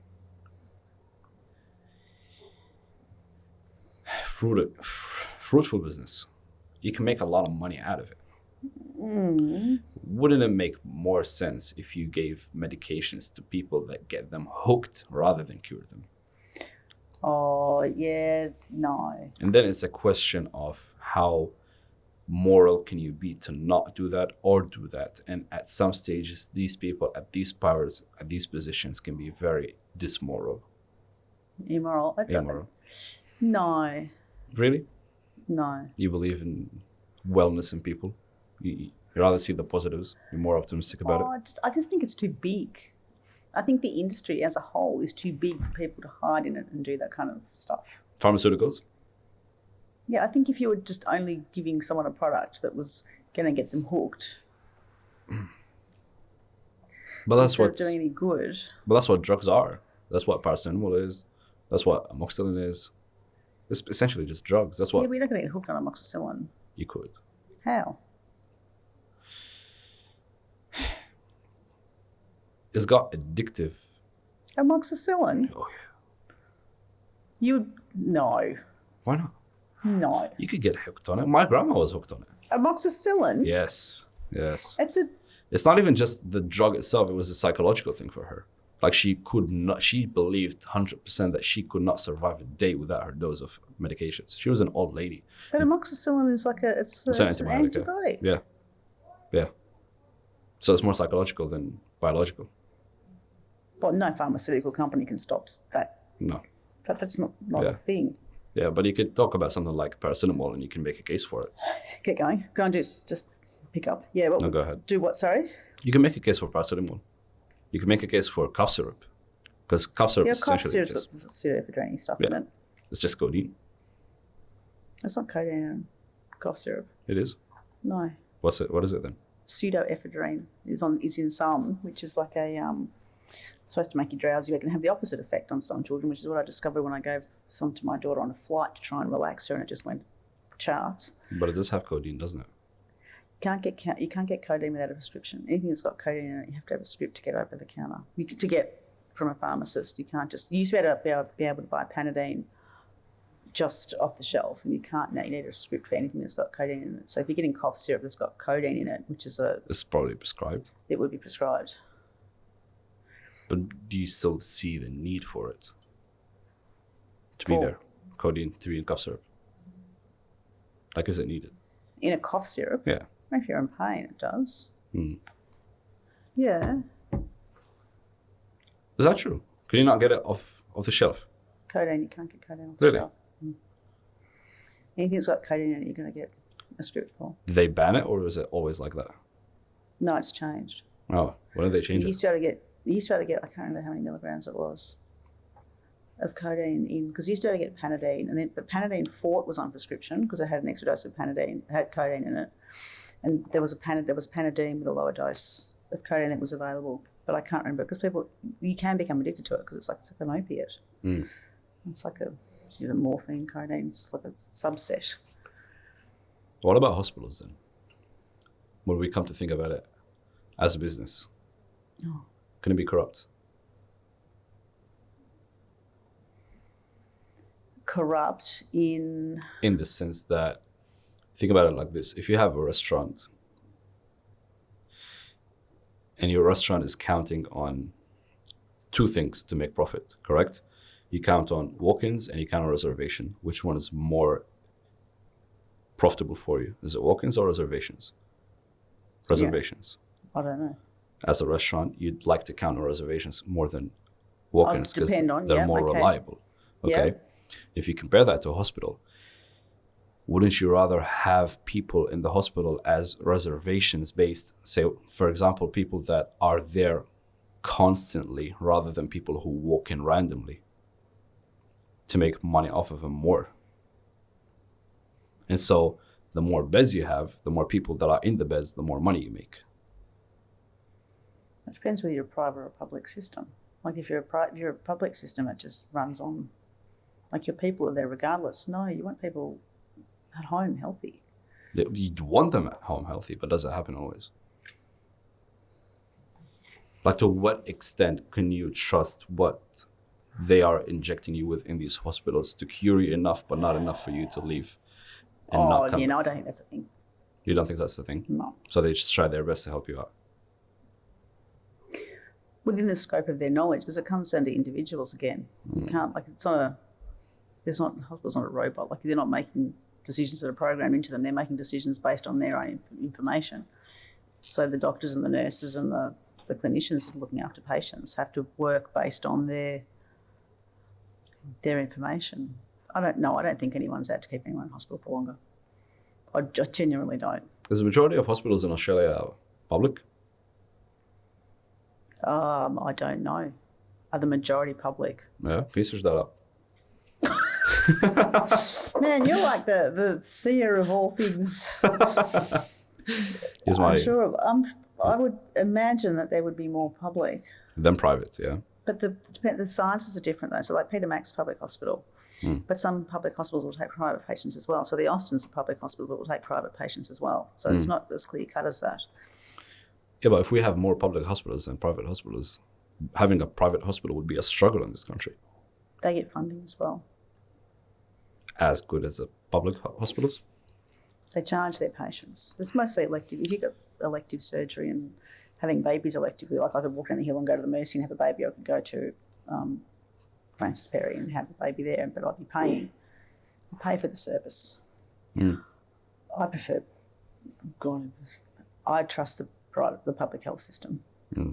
I've worked in it for such a long time that I trust it. But I don't think anything, no. No? You have more trust in people? What? You have more trust in people? Yeah, I just don't think, I think nothing to be gained, I don't think. You can make a case for it. You can make a case for just about anything. As long as this guy looks it up. On 2021-22, there were 697 public hospitals in Australia. 697. Okay. The most recent data for the private hospital for 2016-2017 shows 657 private hospitals in Australia. But what about the capacity? The bed capacity would be different for those too, though, because the public systems have a greater bed capacity. Yeah. So you're comparing Peter Mac or the Austin to sort of the Epworth isn't as big. So it would be more patients in the public one. Yes. I'd imagine they'd have more beds. 100%. Now, so I'm going to take this phone call, sorry. Yeah, go ahead.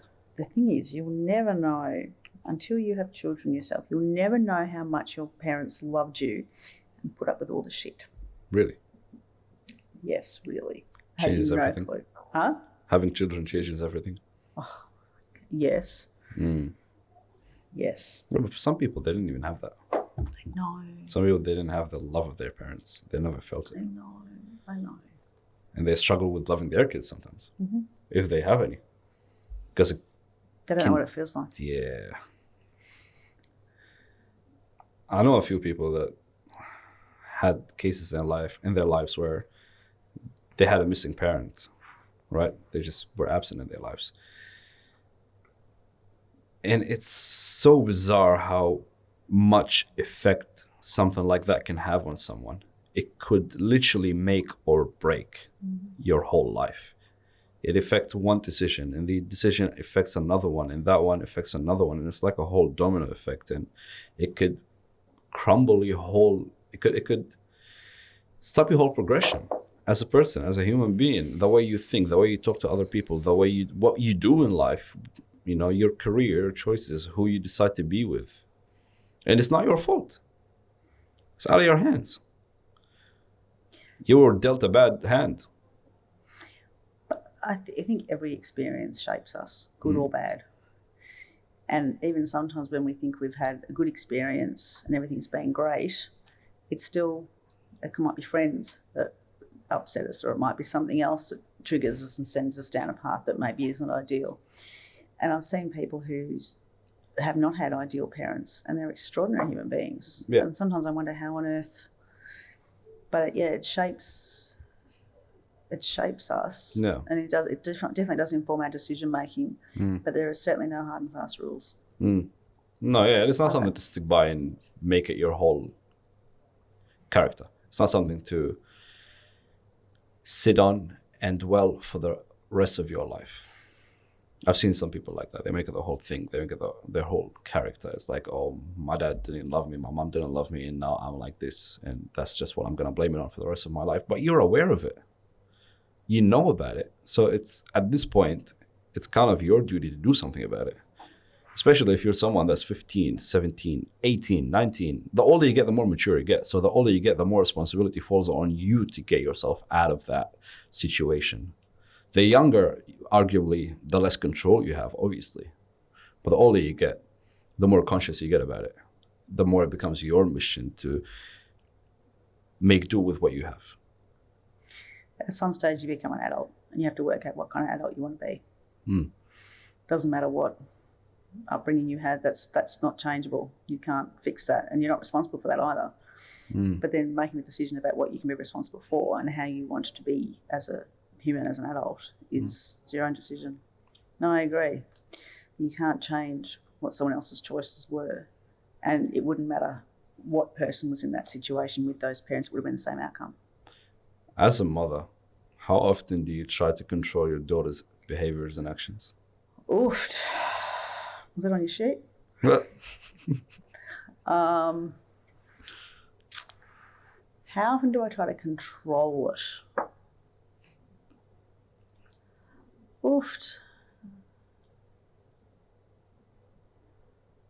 Depends what you call control. If you think getting someone to take responsibility for their own mess and bring their own dirty clothes downstairs and do their own homework and unload the dishwasher or cook a meal together, if you think that's control, then quite often. But I'm far from being an ideal parent, definitely far from being an ideal parent. But if you think about it in terms of trying to help them be the best person they can, then I do that as much as I can. I try less to, I love my children so much. I have 3 incredible, incredible children, and they're girls, and they are strong-willed. They know what they want. They won't put up with shit from anybody. They are determined. They get their way, and that's good. I want them to be like that.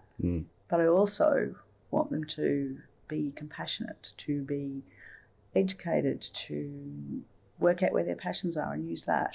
So for me, it's much less about you've got to get up at 7 o'clock and do this, and you've got to do an hour's homework every night, and that's not me at all.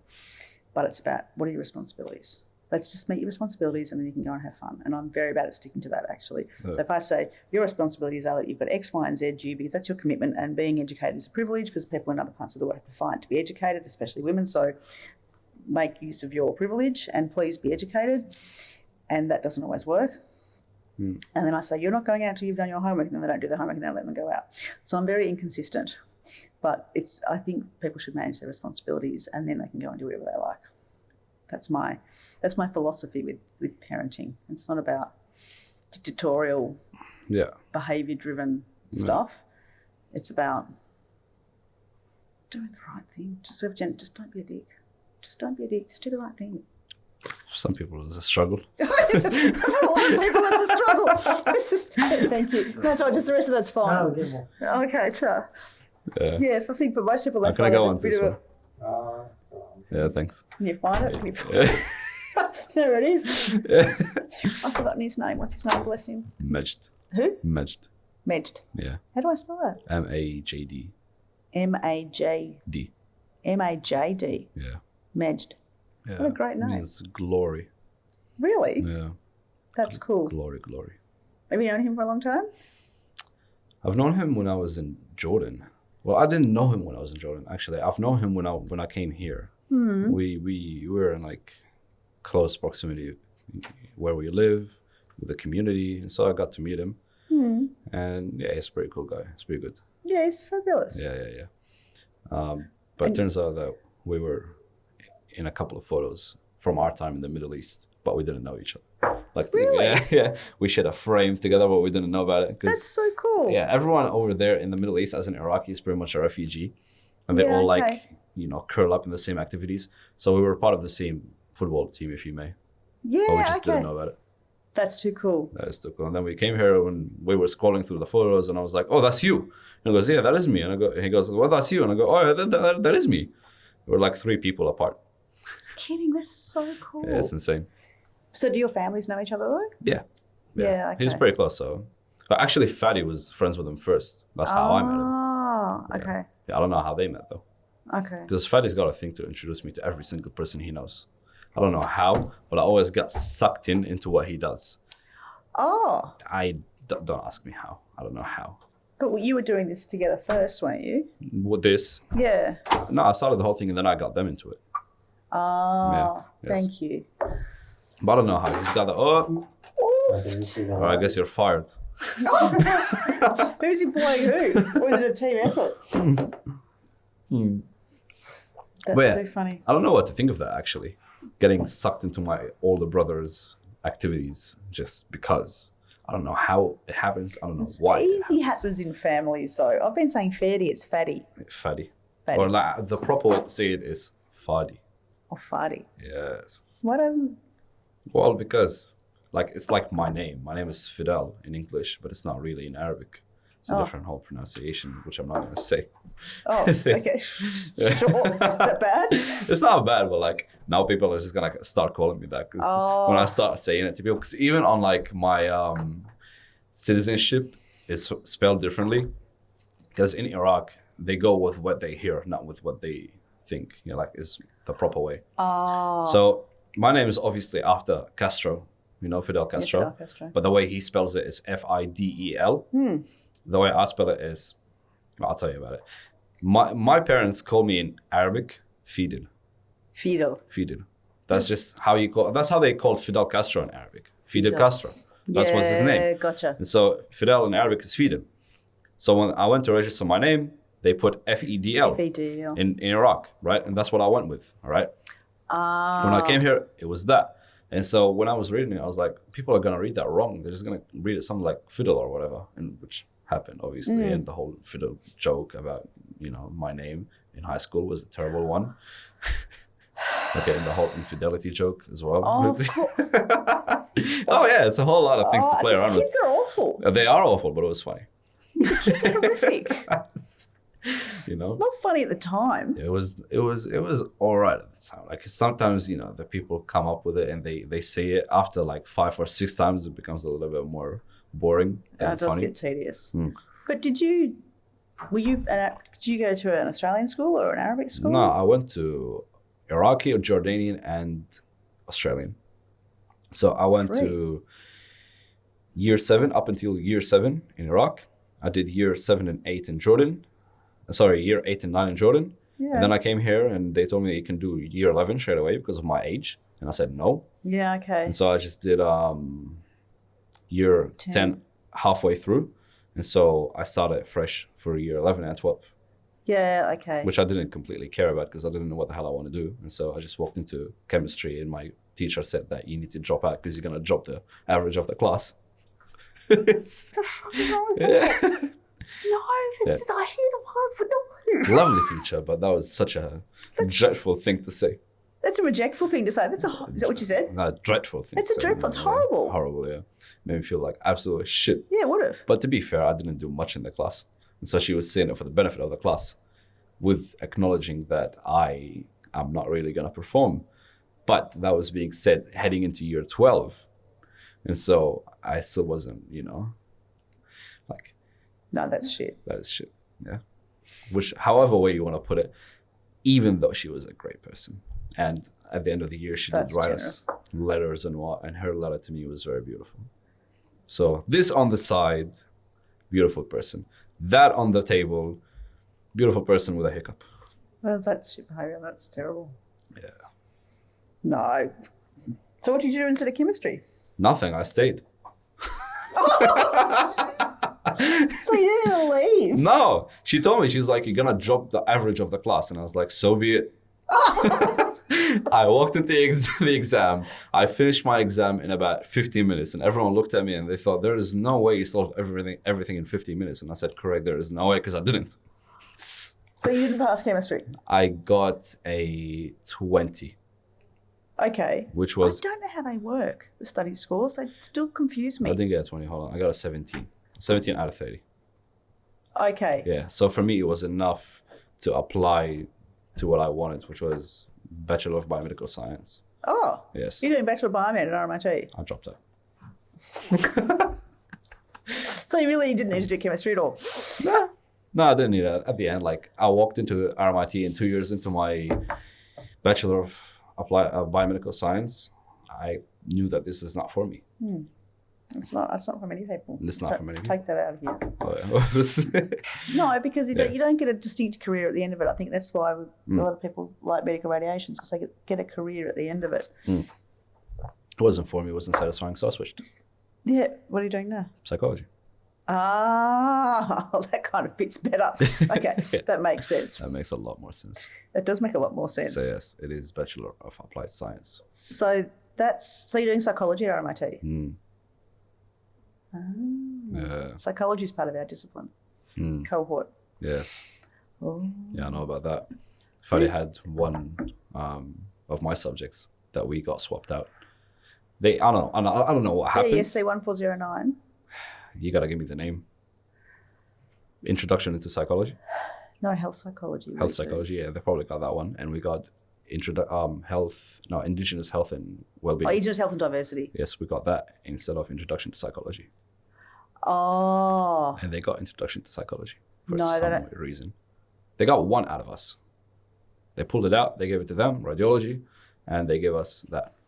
No, that's not correct. Because the health psychology that we're doing didn't run, and it was the psychology of everyday thinking. Oh yeah, that one.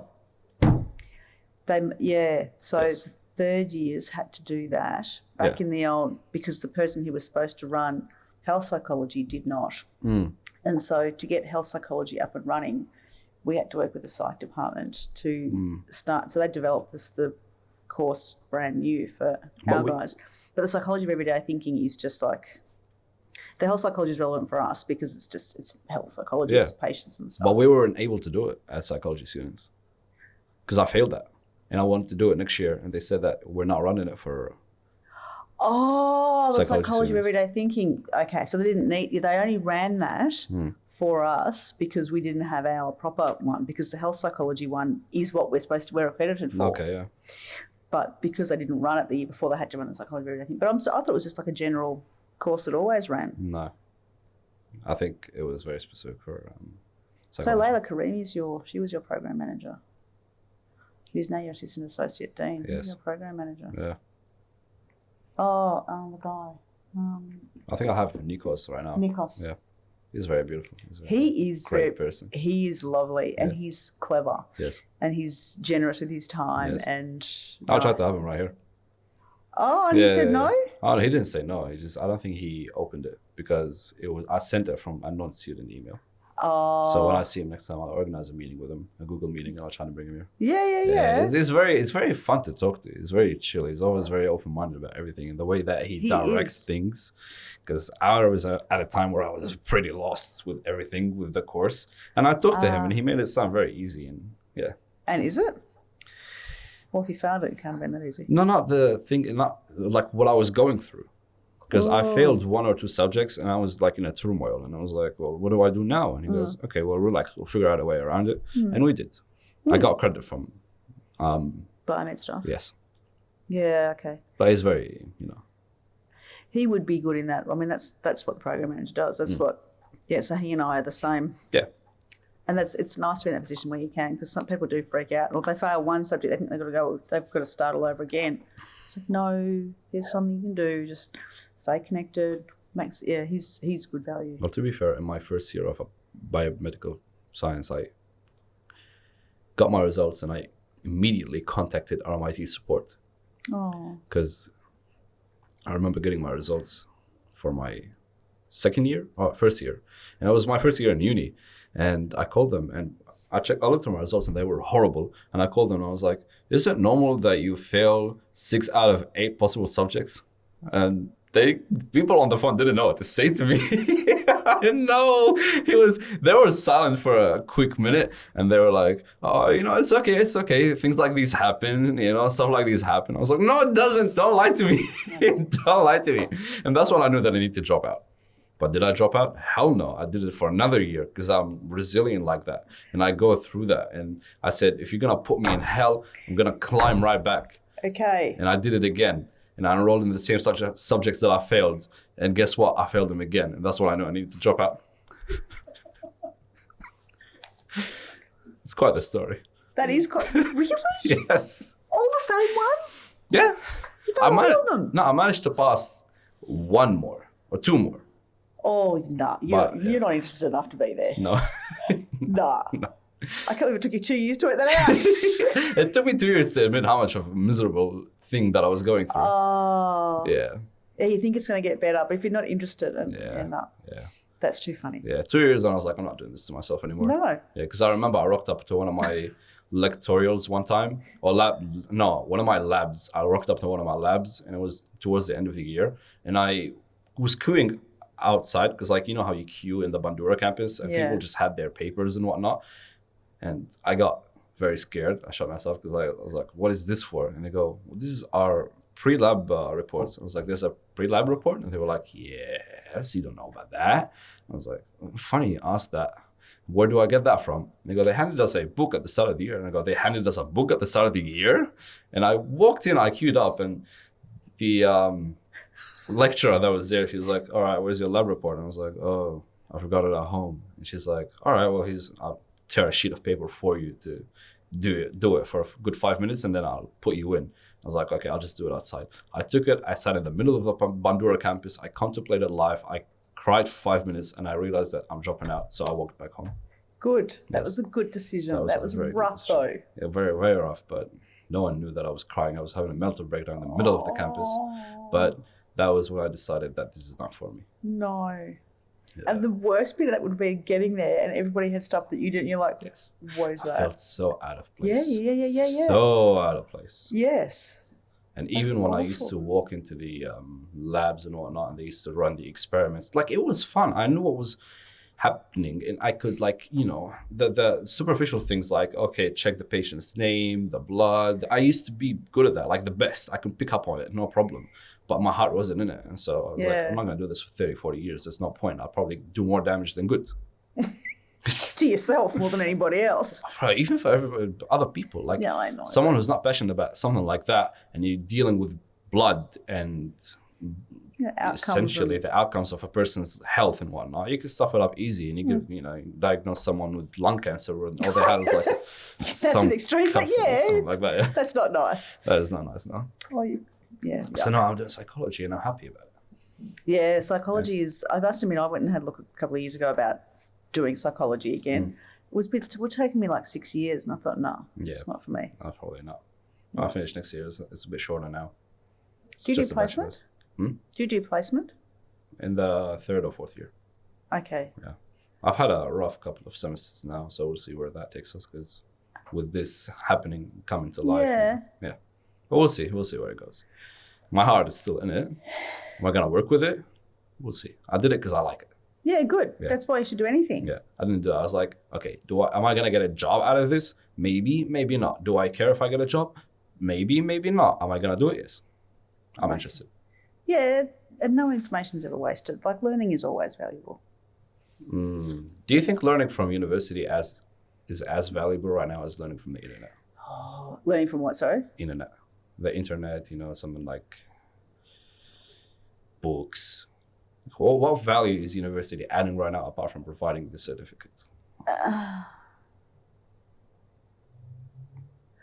Engaging with your profession. It depends what you're learning for what purpose. I don't think you can teach psychology over the internet. I don't think you certainly can't teach medical radiations over the internet. You can teach the theory, but I think you need to be. Because a lot of people think that, okay, I'm going to go to university. They're going to teach me something that's arguably out there on the internet. And then at the end of the day, I'm going to pay to get credit, which is the piece of paper that I'm going to show to my future employer. Mm-hmm. To what extent is that something that I should do, something that I should engage in? Pay something like $40,000 for a piece of paper at the end of the day for something that I care about, but I'm only doing for the credit of the university. You can't practice without that, though. Yeah. If you need to practice it, you've got no other options. But no, look, I think university still has huge value. And I think a degree should be a means to an end. I don't think you should go and do science just because you want to do science. I don't think you should go and do biomedical science just because you think you've got to do something. I don't think you've got to study for the sake of it. I think it has to have an end goal. So if you wanted to be an architect, you want to learn how to design houses, you have to go into architecture. You need to learn that. And I think the best way to learn that is from someone who's got experience. If you're learning that from someone who's just a permanent academic, you are just looking through the archives, and you can probably learn on the internet. But to learn what it looks like in practice, you need people who are experienced to show you that. So are you saying that university provides something that other places that can't, which is placement and experience? Because theory is out there, isn't it? Yeah, the theory is out there, of course. So is it the placement and work experience that they're providing that's more important? But not everybody does that. So RMIT is known for being like a bit more of a hands-on, practical, placement-based course and degrees. But other universities are they don't have that. So Melbourne Uni is different, for example. They're not as well known for that as what RMIT is. It depends what you're doing. But you can't. I think you're better off learning from somebody who has experienced that trade or worked in that industry. And what about rocking up to that place and just trying to learn from someone with experience? Because you can argue that if you spend enough time with a clinical psychologist, for example, reading the theory and watching them at work, that's an equivalent of getting your credit out of university for 6 years. Because 6 years is a long time. Yeah. Right? Why can't we do that? You still have to learn from a person, and then that person has to be qualified to teach. So you have to have people who... Also, credible to teach. Yes. Do you think teaching is hard? Oh, yes, I do. Okay. Why? How hard is it to teach someone?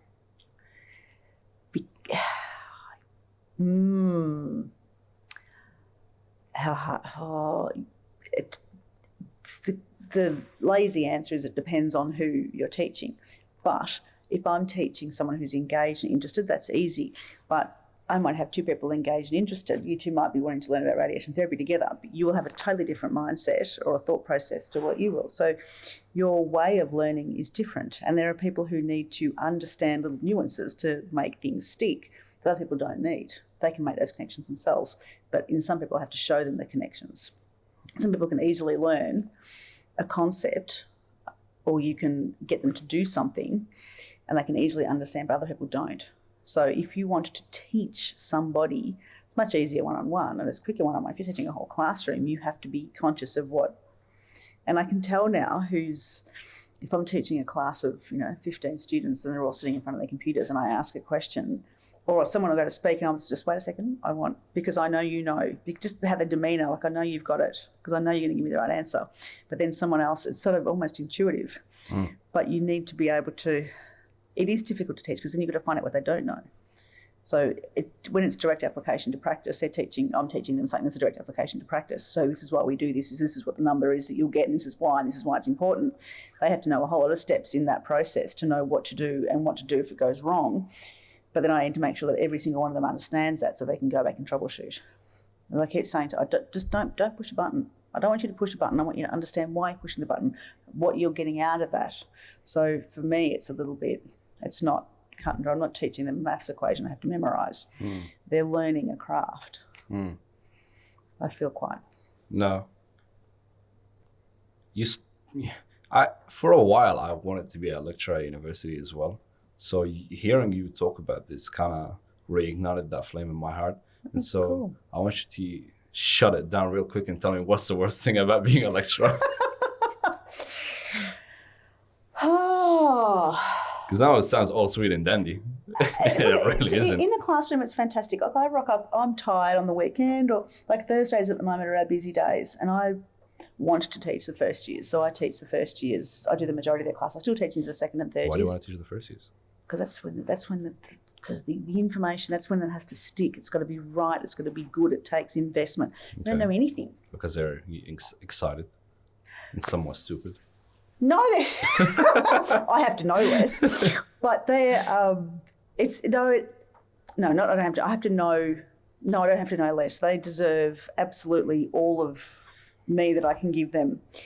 But the information, if they learn something wrong in first year, it translates all the way into third year, fourth year, and into practice. So it sticks.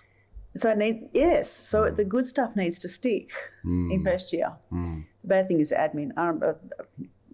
Teaching admin is horrific. What's admin? Administration, like the paperwork. Oh, okay. Crazy stuff. No, that's like being a police officer. No one likes the paperwork. They all want to be down and dirty, shooting people. I don't want to be shooting people, but I want to be teaching people. But the admin is awful. The assessment period, the marking. Oh my God. Shooting information. Sorry, first years. There's so much marking. Really? Oh. How harsh do you be? How harsh am I? I'm not harsh. Really? No, I'm not. What's that? Huh? What's not harsh? What, marking? Yeah. Do you try to be as understanding and lenient as possible? No, it's not about lenient. It's about showing me what you know. Okay. So you don't start with 100% and lose marks. You start with 0 and you gain marks. So you need to be able to demonstrate these concepts to me in what you're doing. And if you can demonstrate those concepts, each one of those concepts is worth a certain amount, and then you'll get your full marks. How do you deal with AI-generated answers? Do you spot them? Mm-hmm. Really easy? Mm-hmm. Is that you as a personal thing, or do you have like a method for you to do it? Okay. So we have like a suspicion. Okay. We had a conversation before you were here. Yeah. So we have a suspicion, and then we can put it through an AI checker, and it tells you whether it's written by. Okay. Was that Turnitin? No. Oh, different. You guys have a different one. So Turnitin is So this is trade secrets now. Okay. So no. That's interesting. Yeah. So Turnitin picks up articles and information and it will actually pick up your references. So if two students both put in very similar work, it'll say that they've both got 50% compatibility with each other. And it'll say this text was written by this student. So it actually checks other students' work, and it also checks, has a database of journal articles and etc. in it. So it will pick that up, whereas it doesn't pick up ChatGPT. It doesn't pick up AI. Okay. So then we can just pick up slabs of text and put it in a... They're not fully validated, but... Well, how do you make the final decision? How do you pull the trigger on this person used an AI? And what do you do about it? What can you do about it? No, look, it's actually a huge process. It's you can't just say, I can't walk up to you and say, you've cheated. Okay. No, I can't. Yeah. So we have to... Because it's a wild claim. It's a big one. You run the risk of your student-teacher trust. Because for all you know, you try to give the benefit of the doubt. And if this person is using it and they go ahead and you do use AI, it's kind of a Have you used AI to submit any of your things? 100%. No, not to submit it, like to refine it, maybe, yes. Yeah, see, this is where I wonder. Like, it's still my words, but because sometimes you want something to sound a different way and you get stuck, you do reach for help. You're like, okay, how do I make this sound a little bit better? Which I'm not totally against. Like, I don't even think universities should be totally against. We had a roundtable meeting around May, something like that, where we had Angela Carbone, or Cabron, which one is it? Ange Carboni. Yeah, Carboni. She was there, and that meeting was hosted by Adobe. And the whole idea of that meeting, they gathered like all these lecturers and heads of departments, and some of their students as well. And they were talking about how do we use AI in our university, if we should, okay? A lot of the students were reluctant to talk about it, okay? Because some of them used it, some of them didn't, and their tutors and their teachers were there, so they were reluctant to talk about it. I was sitting on the other side of Ange, and so I didn't feel the need for me to like hold back or anything, because she's all the way over there, and I was also an extra student, if you may, because everyone is allowed to bring one student only, and she's the one that brought two, because... Oh, you came with her? Yeah, not with her, but like she added a student. Yeah, gotcha. You're supposed to bring one. Yeah, right? okay. She added another one, and I was a panelist too on that day. Oh, cool, okay. Because the way I applied was, you know how they send an email and you have to give them 3 reasons why you are a likely candidate? Yeah, okay. I used AI for that. And that was the whole point. So when they were like interviewing people and going with their emails and, you know, cross-checking them, I said, hey guys, I use AI to submit my application. They were like, that's amazing. We want you to talk about it. And that's how I became a panelist over there. Yeah, it's crazy. I know, look, I get it. Maybe I am old-fashioned. I then... Oh, 100% you are. Yeah, I'm sure I am. Which is not bad. But I don't... Like, I'd rather, you know... If you're using something to reframe your speech, yes, it's not authentically you. No. But the thing is, do lecturers want what's authentically me, or do they want what's academically acceptable? Because if you want something that's authentically me, I'm gonna write in a very casual way. But then still got to write scientifically though. You still have to reference appropriately. You still have to do all that kind of stuff. Yes, sure. You can do APA 7 with casual words. You can still APA 7 the whole thing. It's still going to be a scientific research. It's still going to be based on our peer-reviewed articles. But instead of saying something like, in conclusion, the studies that I've provided seem to have found 1, 2, 3, 4, 5. You could write something like, and this is why you should not smoke cigarettes at the end.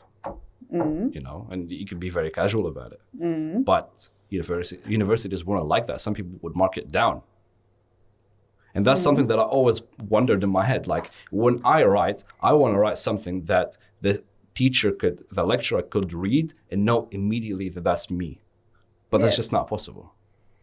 With the amount of papers they're reading, like, I would want an experience where I submit something to my lecturer, and without them reading my name, they know that this is me, this is my writing style. But if I was to do that, then I'm not going to be graded as I should. So I'm not going to get the mark because it's not academic, it's not professional. It needs to be scientifically written or academic. Yeah. So that's why you go to these sources and you give whatever you have and you ask them to format it in a way that's not you, that's acceptable by the university standards. Or you could go to the library and say, how do I write this academically? And they'll say, this is the tools that you need. Go and research how to do it and rewrite it yourself. But it's still not you. I know, but you're learning something in the process. You've had to work for that. AI makes people lazy. Like, I just think that's cheating. Really? Yes. That's like the switch we made from Shakespearean to modern day English. Like, no one writes in Shakespearean anymore, correct? Yeah. So what happened? Did we go dumber or? But Shakespeare wrote plays and sonnets and Very beautiful plays. Yeah, he didn't write like scientific journal. Yeah, but like he had his language, and it was language that was used for professional settings as well. Like even look right now at. He probably didn't use AI to switch it up though. Well, you could. Imagine that. Put a Shakespearean sonnet into AI and say, rewrite this in modern text. They could. I know, that makes me sad. Yeah, they could. I mean, you could do a lot of things with AI. But imagine just speaking the Queen's English on the daily. That would be boring. Yeah, some people it's fun. My brother likes it. Yeah. What do you mean? But like he likes posh accents. Like very, My grandma did. I loved it. Yeah, it's nice when nice. when you see people. Like sometimes I click on videos of the Queen talking, and the way she talks is very, is a royal, formal and proper. Yeah, pretty much. People expect it from her. Yeah, she was talking to what's his name? That guy on National Geographic. God bless his soul. The old guy. The one that narrates. Is it Alan? I do. What's his name? Yeah, what is his name? Sir something. David Attenborough. David Attenborough, yeah. Yes, what a beautiful soul. Yeah, she was talking to him in the garden, and they were just like having old people conversation. And it's like ping pong with them, right? Old people conversation about a vase they change or like something in the garden. Yeah, I love gardening. I'm so happy with my hands in the earth. Really? Yes. What is it with mums and plants and whatnot? I don't think it's mums entirely. I think it might be just people in general. I don't think so. I know lots of men and dads who are very happy in the garden. Well, parents, all right. My dad does the same thing. It's always when you hit 30 and that's your plantation life journey starting. Like you don't see me planting around the house. Maybe when I hit 30. I hope you're not still at home when you're 30. That would be bad. Well, if I'm still home? Yes. I'm plotting to get out. Plotting, ha. Yes. No. Plotting, will you not be allowed to leave? No. Well, with Middle Eastern, they try their best to hang on to dear life to keep you in their house. Why? Because they think that the only time that you're a responsible individual is when you get married, which is terrible. So, right. Yeah. So this is the thing that I always talk about because a lot of my listeners are Middle Eastern. And so I tell them, like, you don't need to get married to leave your parents' house. No, you don't. Don't do that. Yeah. Just don't wait. Yeah, pretty much. If you're ready for it, you're ready for it. Yes. And sometimes you're not. You just got to say, fuck it and leave. Yes. Sometimes. You have to learn to... No, I don't see how you can learn to fend for yourself or learn to be an adult while you're still living at home. Well, this situation creates a lot of people who are incapable of raising their own families. And this is like a real issue, right? This is a real issue. You see a lot of these people who are basically man babies, right? They're a walking child. They don't know how to do their own food. They don't know how to make their own laundry, do the dishes, any of that. Clean the house, scrub the toilet. Yeah, pretty much. All they know is what their parents did for them. And then they get married and they have that expectation out of their wife or husband. Yeah, no. It's terrible, right? It's a terrible thing. It's a horrible, horrible thing, and it creates more problem than good. And people thoroughly think that this is the way to raise your kids. It's not. It's evil. It's evil to the core. Is what you're saying inflammatory to your listeners or to their parents? Well, I hope that they rebel. What, the kids or the parents? No, the kids. Okay. The parents, they're very hard to change because they're stuck in their ways. Like, I know some parents can change. They keep an open mind. Yeah. My parents did. They kept an open mind. They didn't keep it on. It took a lot of fighting from my end, a lot of sleepless nights from my parents, but you got to be willing to go through that. You got to be willing to go through hell and back for you to do what you want to do. Yeah, but I don't know. There's a difference between wanting to move out and be an adult and wanting to move out and rebelling against your kids and going on the streets. Huh? Yeah, for the sake of moving out? No. I was just saying there's a difference between moving out being kicked out, moving out early. If you move out at 17, 18, I think that's early. I moved out when I was 17 because I had to. When I was 18, moved to Canada to study. But yeah, I don't think you have to, but staying till you're 26, 20, 30s, no. That's what a lot of people do. That's what they think is righteous as well. Like they fully abide by it. And they go, well, yeah, this is our tradition and we're going to keep it. Just because it's a tradition doesn't mean you have to keep it. Maybe it could be wrong. Like we used to eat humans 500, 6,000 years ago. We don't do it anymore. Thank God. We grew out of that, right? Yeah, that changed. That changed, right? Some people it didn't, but it is what it is. That's so funny. Have you seen that guy that ate alive in Fiji? Do you have to look that up too? You could search it up. No. Oh yeah, he was that was something in the 70s or the 80s or the 60s, something like that. Yeah, search him up. He's a guy that he got cannibalized in Fiji. He was alive. Yeah, he was an explorer, and Fiji at that time didn't welcome any visitors. How long ago was that? I would say something like 60 years ago. 60. 60? Yeah, it wasn't that long ago. He came and so the guy, he's like a National Geographic kind of guy. So he goes out and explores places and whatnot. And the story is like, I read about it and also someone told me about it. It's very interesting. He provoked because they have tribes over there, right? And they're very like tribal, but obviously. I don't know. I'm just listening. They have tribes. The way the society over there is set up, it's more traditional. So, you got one guy, he's the head of this tribe, the other guy, he's the head of that tribe, and they control and lead their people. Okay? And so they're primordial leaders, is that the word? Primordial, yeah, yes. Something like that, or primitive, something like that, okay? The guy, I think, offered something to one of the head chiefs, and I think he tried to shake his hand. And what he did through that, did you find it? I found it on Wikipedia, but it doesn't say the exact Do a same. wiki. Did you what? Not the exact same thing. It's not. Let me look at it, because I need to get this accurate. What did you get for his name? Udre was Fiji's probably most renowned cannibal. No, you searched up the there it is. Who was the priest that got eaten alive? Yeah, the priest one. Yeah, I Thomas thought you were talking Baker. about someone else. Yeah. He was a missionary. Okay, he went to Fiji in 1867, so 160 years ago, something like that. And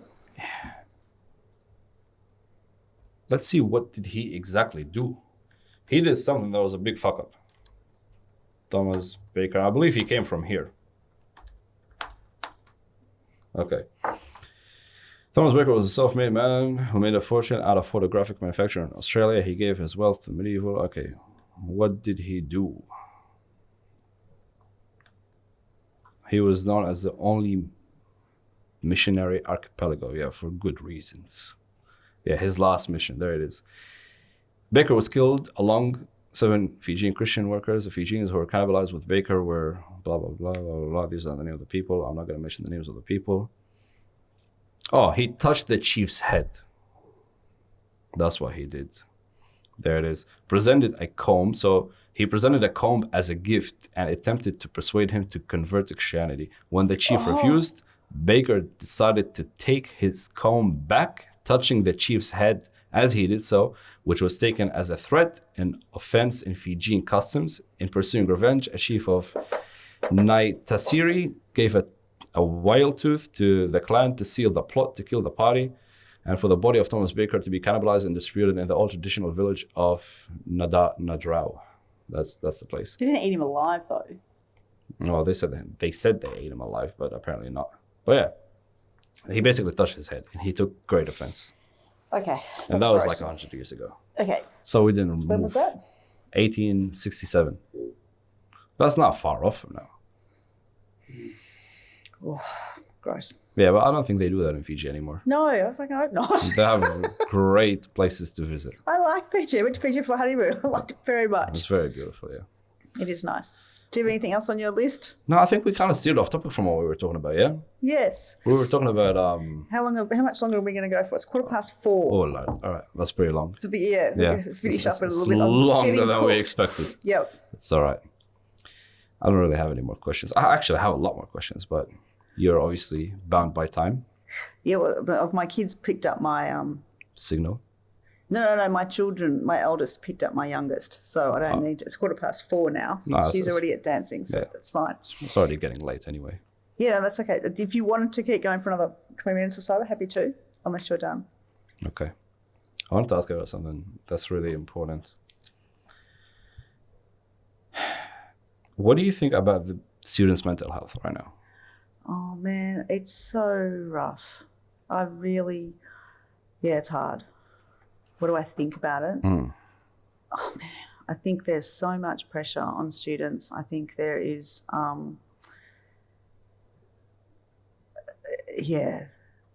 think there's a lot of students who are really struggling, and some of them are saying something and some of them are not saying something. And I think it comes from expectations, their own expectations. I think it comes from often their expectations of parents. And I think that I wish that more would reach out and say, I'm struggling, I need help. Do you think it's hard to reach out and say that you need help? Definitely. Do you think you as a lecturer could make it easier for people to reach out?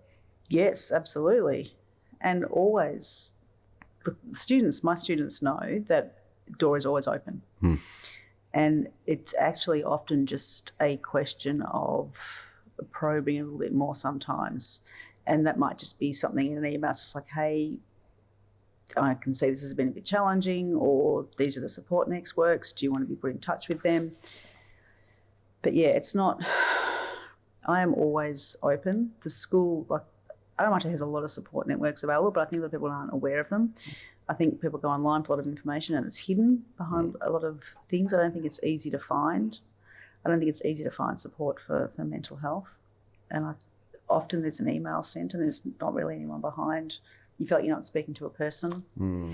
But yeah, I think being present, being responsive, being accepting of things that are a little bit difficult is really important. And I think it is because we are basically front-facing staff. Like we're facing these students, and while we're teaching them, and I think it's our responsibility to kind of make sure that they're okay. Okay, but you know what, Kath?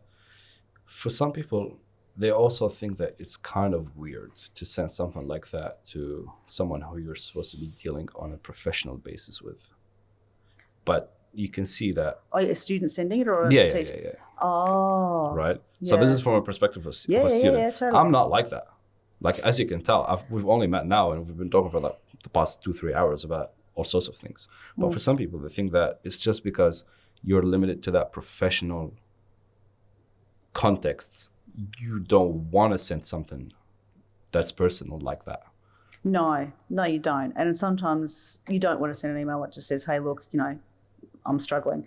Sometimes students will make an appointment with me, or they'll ask to see me after class, or they'll do something like that. But they need to, if I can't see it and I don't know, then I can't help, but they have to come to. How do we encourage it? Well, you tell me. What would it take? What would be more visible? I think removing some of the aspect of professionality for me personally, because I like to look at people in all sorts of positions as just people, right? And especially you, like the same thing applies to you. Like you as a lecturer, as a project manager, you're also a person. You're also a mother, and you go through all that shit as well. And you probably struggle with your mental health as much as we do, but it's not something that's also talked about. Because I've never walked in university and I've read a banner about lecturers' mental health as much as I read about students' mental health. That's an excellent point. And because there's that expectation that the lecturers are always the ones that are supposed to cater and provide, and the students are the ones that are kind of like the ones that are on the receiving end. But that's just not true. They're both on the same boat. They both go through the same struggle. They both, go up and down. But it's just not talked about enough. Why do you think so? Yeah, I don't think it's talked about enough either. I think we're very reactive rather than proactive. So it is very much focused on students' mental health, and there's a lot of expectations from both. So my understanding is that when I'm in the classroom and I've got my students, that we are it's a partnership. I'm teaching you, you're working with me to learn. It's a two-way thing. So therefore we need to share. If I'm not feeling great or if I'm tired, I need to be able to say, hey, look, I'm not concentrating that well, just be patient with me today. And the students then need to, if they're rocking 10 minutes, say, hey, look, I'm really sorry, had issues, car wouldn't start, whatever. You know, they need to be able to be open and have that, and no judgment. And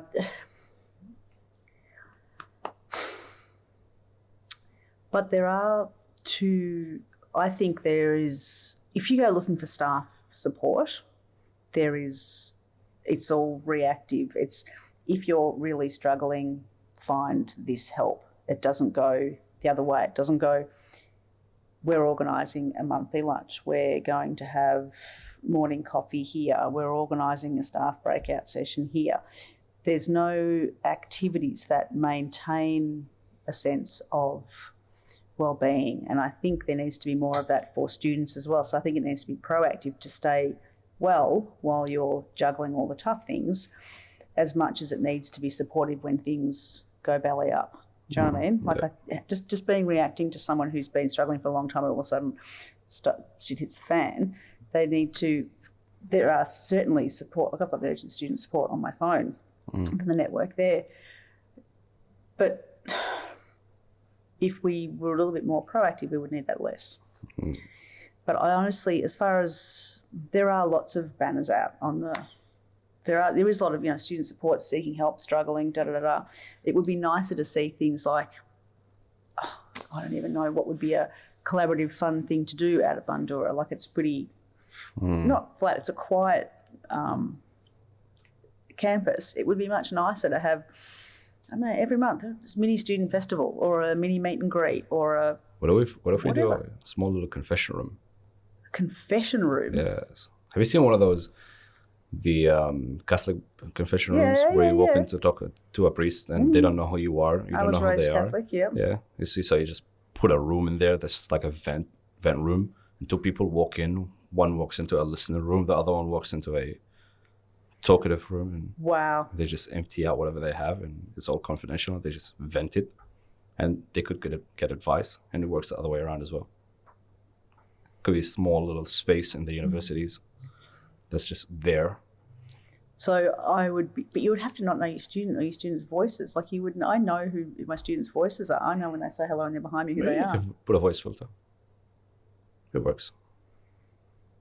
It's not that far off, and you can book it just to know that you're not walking into an empty room. You could pick a time where someone who has booked as a listener, you can walk in there and book as a talker. And so you know that you're not. Never thought of that before. Oh, maybe you should, talk to someone about it over there. Well, why don't you present it as an idea? I mean, I don't know how to talk to about it. Do you think they'll approve it? I'll work on it. Actually, I'll talk about it. Yeah, because Rooster, the student union they do that kind of stuff. They do the lunches on a Wednesday, free lunches and whatever else. Okay. Highly doubt no one thought about it, though. That is not something that I would have ever thought about. Is it because you think people don't like the face-to-face kind of... Well, it's not really face-to-face. No, I said, do you think people don't like having that open conversation where someone knows who they are? And Yeah. I mean, people are more likely to talk about it behind a keyboard than they are to speak about it. But you're also adding that element of anonymity when you're putting a filter in between the two, chambers. And so you don't really know who's talking. All you know is that this person is just emptying. You're there to listen because you signed up to be there to listen. And so they don't feel like they're emptying their shit on you for no reason because you signed up for it. Yeah. Quite literally, right? Yeah. Yeah, and you as a listener are there to, listen, and as a talker, you're there to vent. And it builds a relationship. And if you want to meet the person, you can also ask for their permission. You can press a button like this person wants to meet you after the talk room is finished. Wow. If you both there hit would the be button. a lot of paperwork to be filled in terms of the person who'd be the listener. Yeah, there's a lot of confidentiality. Yeah, but I'm just thinking in terms of who's qualified to listen to that. Who's qualified to offer support? You could do something as a survey or like a questionnaire, and then based off that questionnaire, this person is likely to be a good listener or not. And even then, you can monitor the whole thing. you can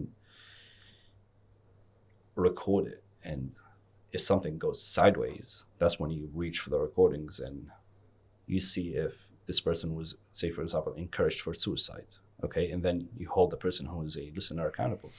Oh, because it can go there. It can go there. that would have to come from you if you wanted that to be a thing, because I think there's some serious It's very serious concerns around who's providing the advice, who's providing the support, who's equipped to provide it, who provides the support to the listener.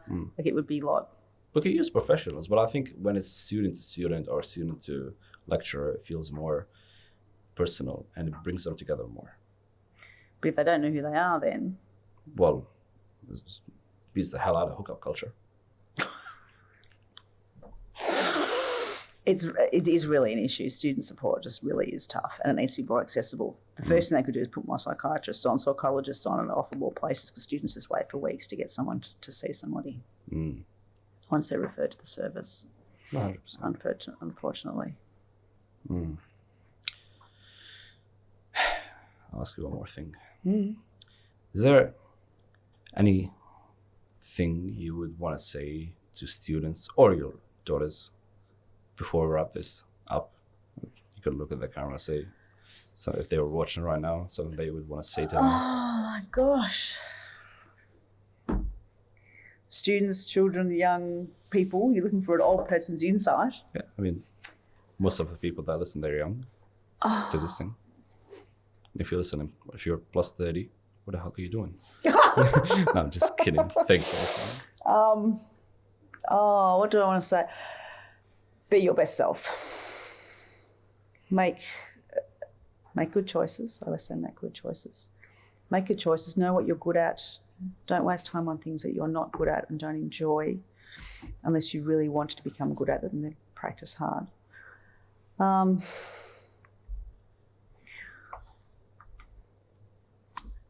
There's a quote that is on our Canvas page. We've put it up as each of the individual staff members have a quote. And my quote is, it is okay for things to be hard. It is okay for things to be challenging. It is okay for you to have to push your own boundaries.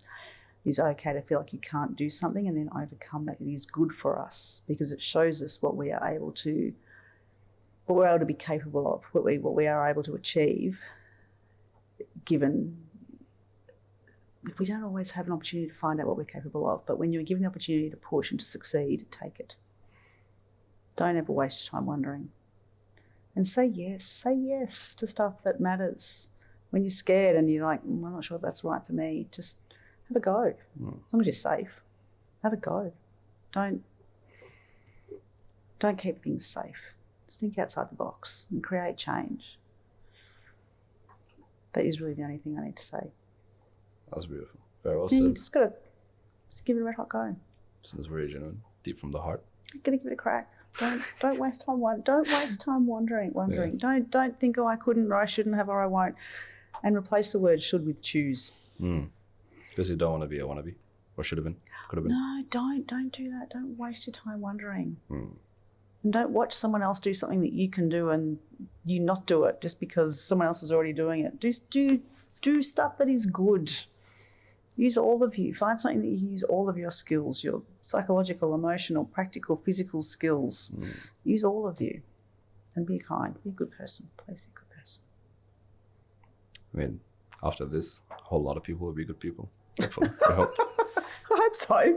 Just be good. Be a good human.